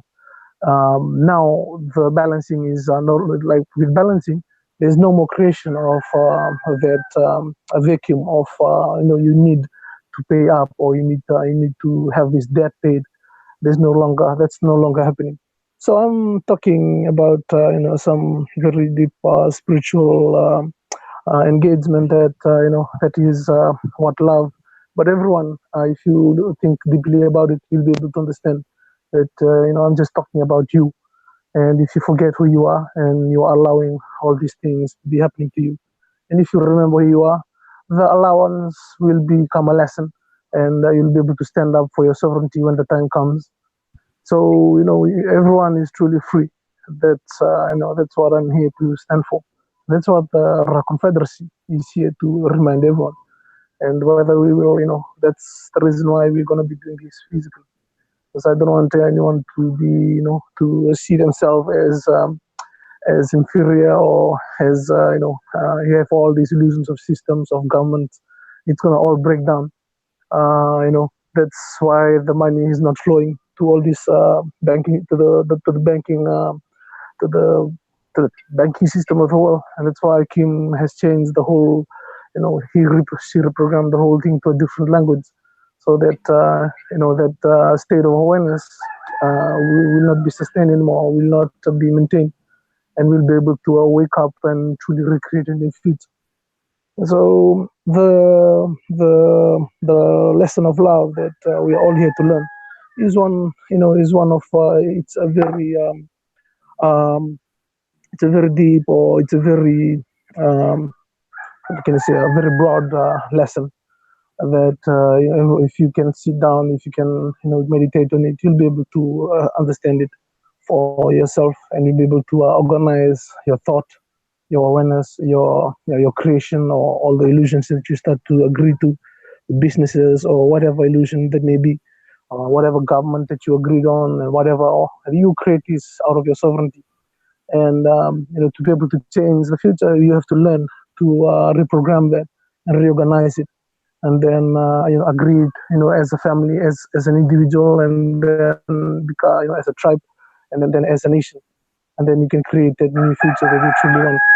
So no matter how indoctrinated the people may be in where you are, whatever, how they deeply value all the cultures and the religious beliefs and the ideology, no matter how deep that can be, people still can, because they are the source of this illusion. They still can reach inside and they change that from within, and together they will be able to heal themselves and regrow themselves and remember, and then become sovereign again. So that is the message that the project that we are going to be doing here in Fiji. That's the message that we are going to portray, we are going to teach, or we are going to guide people to be able to to be able to do that on their own. It's funny. Someone emailed me and asked me for 100 grand, and I told I just asked them to to grow in awareness, to try and understand what's truly happening. That money, they will realize that they are the source of that value, and they don't need to see all the bad things or all the things they cannot have in their life, and then they need and they want all this. So that's there's a lot of healing, there's a lot of lesson that every individual on the planet have to learn, and this time it has been given and it has been allowed to happen. So there will be no intervening and no there'll be people coming in because they will want to make this happen really fast, but it's going to happen, and that's how the fifth element works. And no matter what choices or whatever level of understanding, whatever dimension of awareness that you have, you will be able to you will have the chance to grow and to become sovereign. So if our project, or if what we're going to be doing with the trust, with the projects that everyone here is involved in, if this is going to help accelerate that, then I'm looking forward to working with everyone, and looking forward to doing this together. And we'll be so happy that even right now, I think I'm going to be talking today with my Matangkali from Australia, and I'm looking forward for that talk with the Aboriginal tribe in Australia, and hopefully the Maori in New Zealand as well. And so we'll be able to come up with a way to separate ourselves from the old system, or even create a new one. And if they have so much information that we would need in Fiji, and we might have some information that they will need, and together together by sharing that expression of the love, we grow, and we regain and we remember who we truly are, and that's how we naturally become more sovereign. So yeah, with that those words, I'd like to thank everyone that's on the live show. Thank you, Dan, for the show today.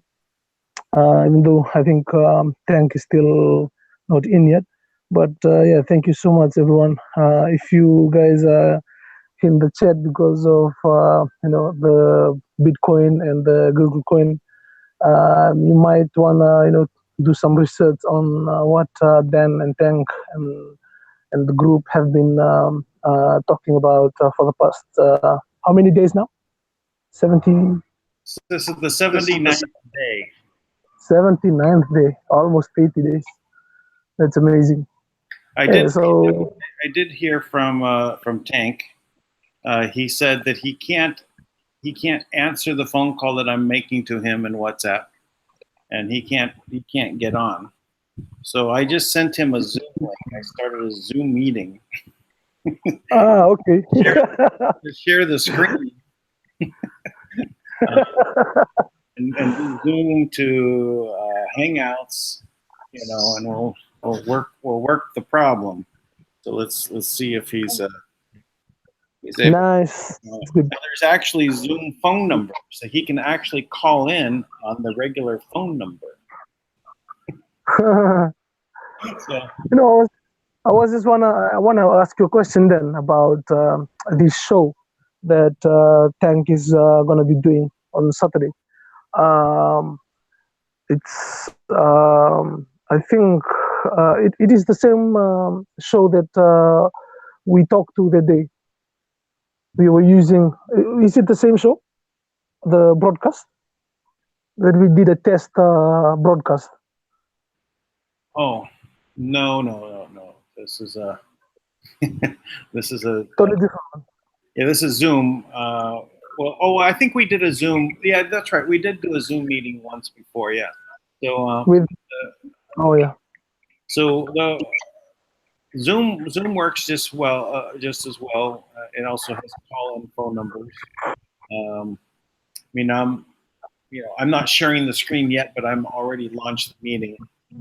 So if he jumps on, then we can use it.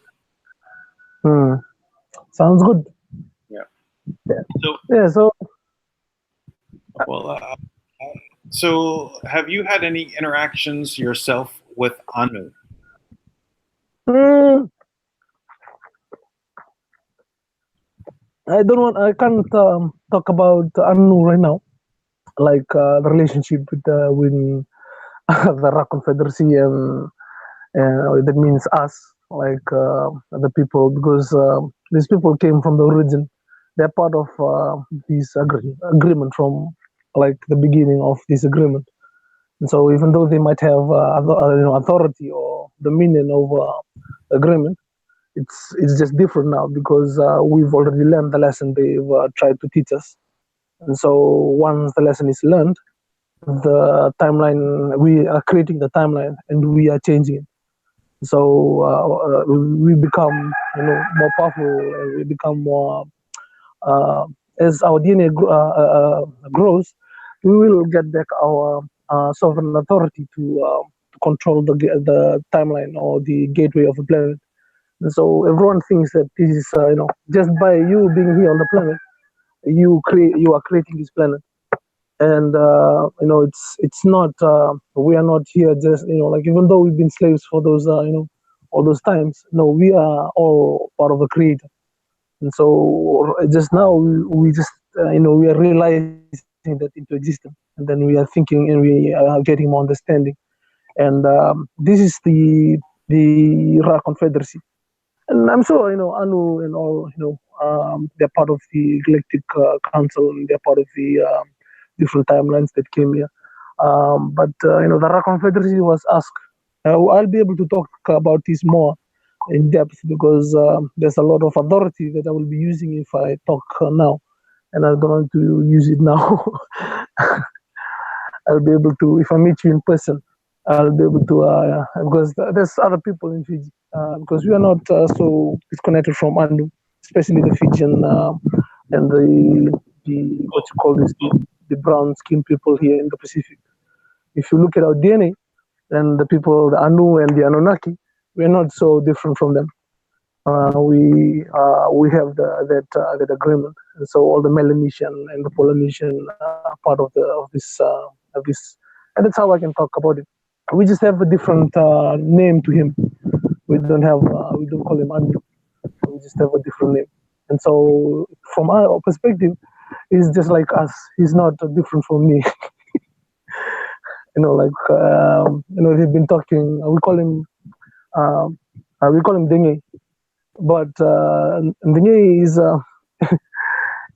like he's part of the original agreement. It will make sense when people come to Fiji because when they come, they'll be able to come and see the land where it represents the beginning of this agreement. It's called Wunda. Wunda means the origin or where it starts from. So that's where the people from the sea, the dolphin people, the mermaids, all these different I call them sovereign beings came here and they donated DNA and then we create what this human DNA is to be able to look after this timeline or this agreement of the four element and then the fifth element. So they are part of the Anu. Anu is just part of that, and they come. Because they live long lives. They still have.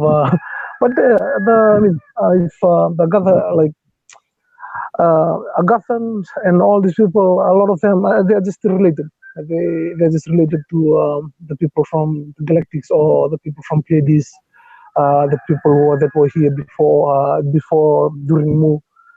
They just went down into inner Earth and they stayed there, and then that's what happened to that's how this place got disappeared, and then this new agreement happened, and so they're still coming in, even though they have like they used to have because they are most months advanced, and now it's just different.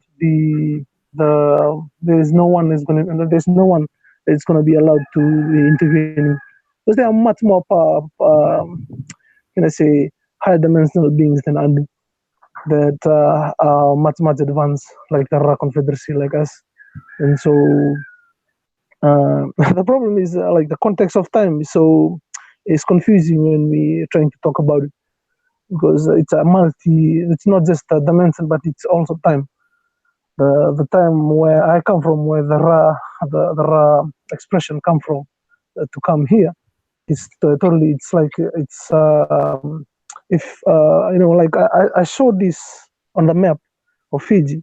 The center of the spiral that is in Fiji is called Ra, and that's the beginning of this universe. Like that's how, like if you look at it in a three-dimensional perspective, just here on the plane, the reason why they call that place Ra is because in the multi-dimensional timeline, it's the beginning of all this timeline. The Ra Confederacy creates the whole universe, and they are from a different. We are from a different universe, and we are from a different probability. And so, being here and being able to create this timeline with the rest of these other the beings, the Anu. Some people call them, the Anunnaki tribe.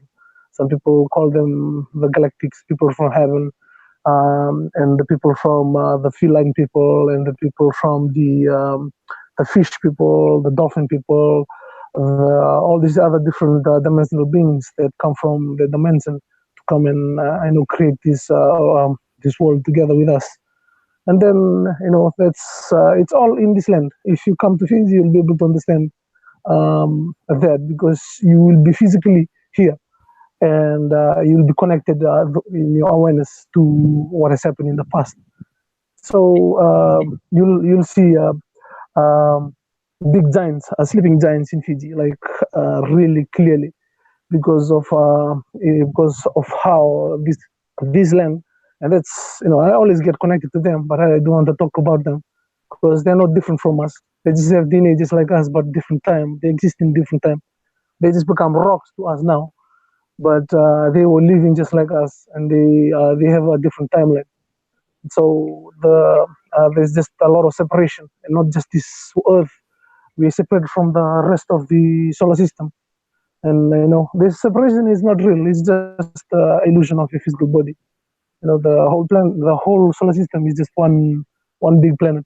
The sun, the moon, this planet, Mars, Jupiter. If you look at all these frequencies of timeline, it's just one big giant a mess of creation, of awareness, of and it's just that we try to the separation is caused by our body, and we think that Mars is so far away and the sun is right up there, but that's all part of the physical illusion that the body creates for you.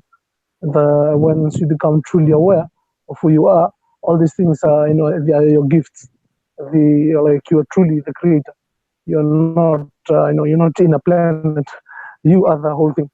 That's why you're looking at the stars. That's why you're seeing them. You are this whole agreement.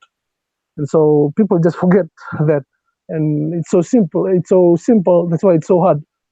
If they can just remember that, they'll be able to they'll be able to change the way they think, the way they live, and create the future like the way they want it to be. But then that's why we need to like meet, and we need to talk. I might be talking about it now, but there'll be other people. There'll be just conflicting of awareness or the knowledges that people have learned in their life, and some of them will be able to be able to hear me and remember. and remember that all these are just creation of the physical body, and it's a gift. It's not it's not meant to it's not meant to be owned or to be you come in and you think you own the planet. No, no, no. The Anu and all the people on the planet, they are part of the universe. They are the universe. You don't own each other. You just have to remember that. And so that's one of the biggest thing that people have to be careful is the awareness and how they can create their thoughts and create the reality, and then get understanding and then remember. Then when they remember, nothing can scare them or nothing will be able to bring them down or take the sovereignty away from them, because they truly understand that the fifth element runs through every life force and every timeline. It runs through them, and it runs through every decision in the different lives and the different soul agreement, different timelines, and it's right now in them and it's existing, and that's why they can listen to me and they can understand what I'm talking about, and they can know that they are living in a now moment. And it's amazing that so many people are so lost in the physical part of themselves, that when I talk about this, they get like they shock, they get a shock, and they get a like I shake them up so that they can remember, and I can do that within 1 hour. They just give it to me. They just give me 1 hour. I'll make them remember who they are, and it's part of my agreement. As it's part of what the trust, the Manna Holding Trust, and my agreement for the trust is to uh, to uh, to remind people, because it's always in them, to remind people of their sovereignty. And I will have to do that physically by meeting and by talking. And Kim agreement is the physical part of it. It is the money, the assets, the land, and that's why we've always been sovereign, the people in Fiji, because our ancestors were able to see through the illusion, and they protected us from the agreement of the law of the sea and all this illusion of slavery that they've created. So that's why I usually, I want people to come and see that Fiji runs on what you call the law of the land, and the people here are sovereign because they're not disconnected from the land, and they are the land, the water. They are the water. They are they are the sea. They are the land. They are the animal. They are the plants around it, and it's free, and you don't have to like pay, or you don't have to. Um, I was talking with some of the friends from Canada who has their project also being approved by TANK. They're going to be doing herbs and natural healing techniques and all these herbs. And I told them the herbs in Fiji is free. You can come and take it, and if you wanna you wanna give it to there's so many, and with all the different characteristics and the healing capabilities, and it's just growing anywhere anyhow. And if someone gets sick, they don't have to go to hospital. They can just go to the different plants and the varieties of varieties of herbs that are here, and they just take one, and they'll know that this will cure that and that will cure this. And yeah, and that brought us to the question of um, um, cannabis. It grows easily over here, and so Yes. no, yeah, It grows and I easily know, yeah, yes, it's a very powerful, it's a very powerful healing plant, and I think that's truly why it's so illegal. And in Fiji, if it's found in your thing, you'll be put in jail. And then it's funny because no one dies from from smoking or taking that, but everyone dies from diabetes. And the Fiji economy, they they always try to resurrect the sugar industry, and it's killing everyone. You're in the wrong industry then, and they need to. Yeah. It's so funny because every year they have to give report.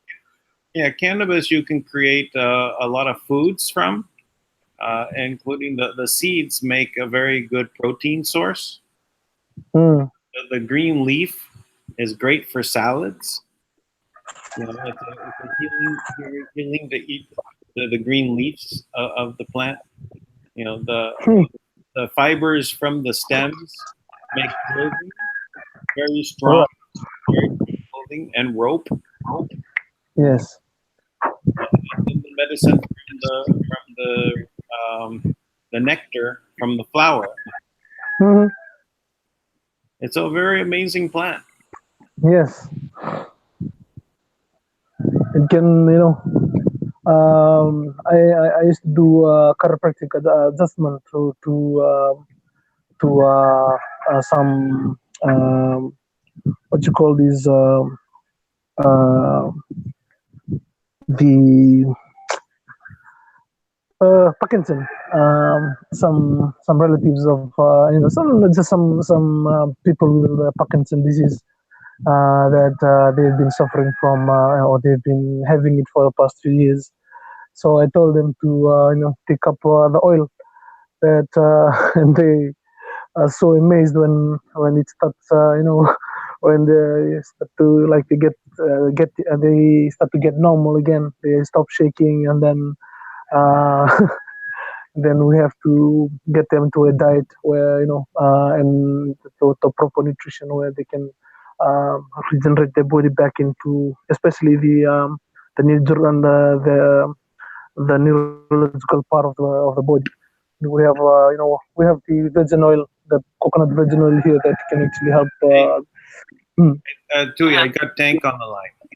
Ah, hi, Tank. Hey, Tweet. Come on. Bula Vinaka, Tank. Difficulties here. Trying to get on the call. Yeah, I have a Zoom running. I sent you a Zoom link in case it breaks out that Zoom is still running. You can just use the phone number or Cool. use the app. So either way. Very similar. So how's it going besides the technical difficulties? Frustrating a little bit. I'm not exactly entirely sure. It's all the information that I have and all the both internally and externally all imply that we're there and we're done and everything's right here, right at the tip, our fingertips. And I'm just not sure why we haven't successfully moved funds into place because silent the past 2 days.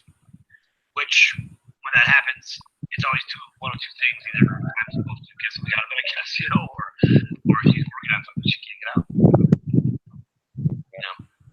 Ah, nice. Chewy, you should definitely send Sorry, go ahead. Go again. There's it's not something I can really talk about here. Okay. Well, anyway, I'm glad you got on because we're, in the 2.5 hours. I didn't want to miss a day. I know. Thank goodness I'm glad I have to do it. I felt bad. I was like, I don't know what to do. It was incredible.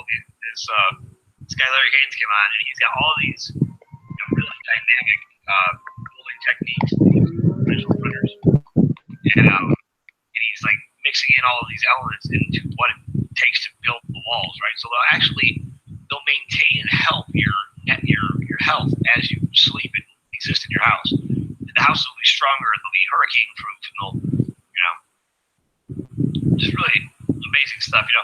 Talking to these product owners, I'm just like, it's amazing what we have the opportunity to do. It is very much time to money.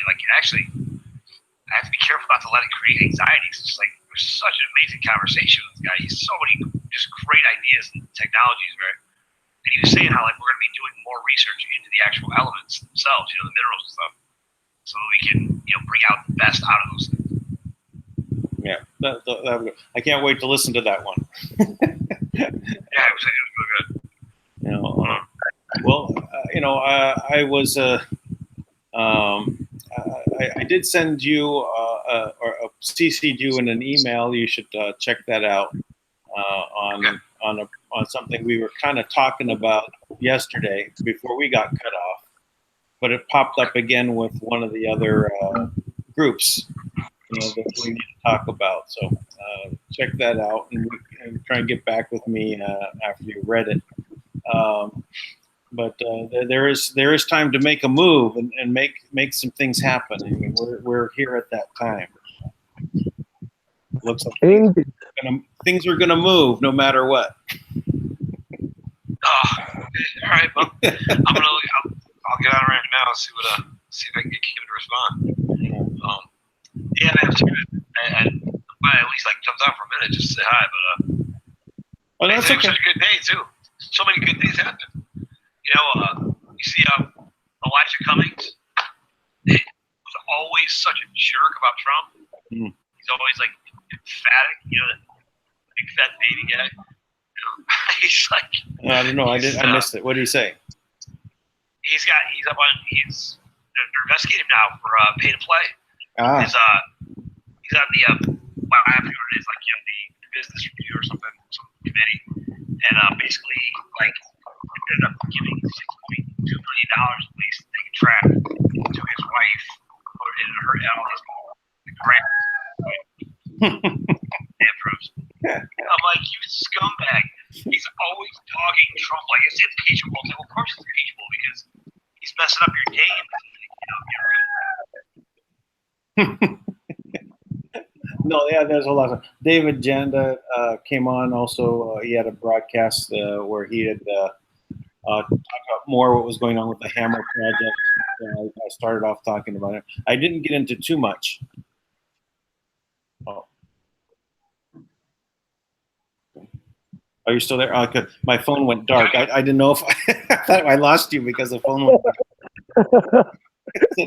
Now my phone out. But there's a lot of things happening. So, I'm going to be we can unless there's something we should talk about. We can wind it down now, and maybe we can talk right after this, and then I'm here. And then I'll give you a call, and I've got to run out here in about half an hour anyway. So it's good that we break here, and I'm glad you made it for at least a few minutes, and we'll back tomorrow, same bat time, same bat channel. Just want to say goodbye to everyone. Thank you for being here with us. Thank you for joining us today's show. Thank you everyone on the live chat. Thank you Dan. Thank you Tank. We'll talk to you again tomorrow, and we'll see you then. Love and much blessing from Fiji. Please do take care. Thank you. All right. Bye, Tui. Bye, everybody. Bye, Tui.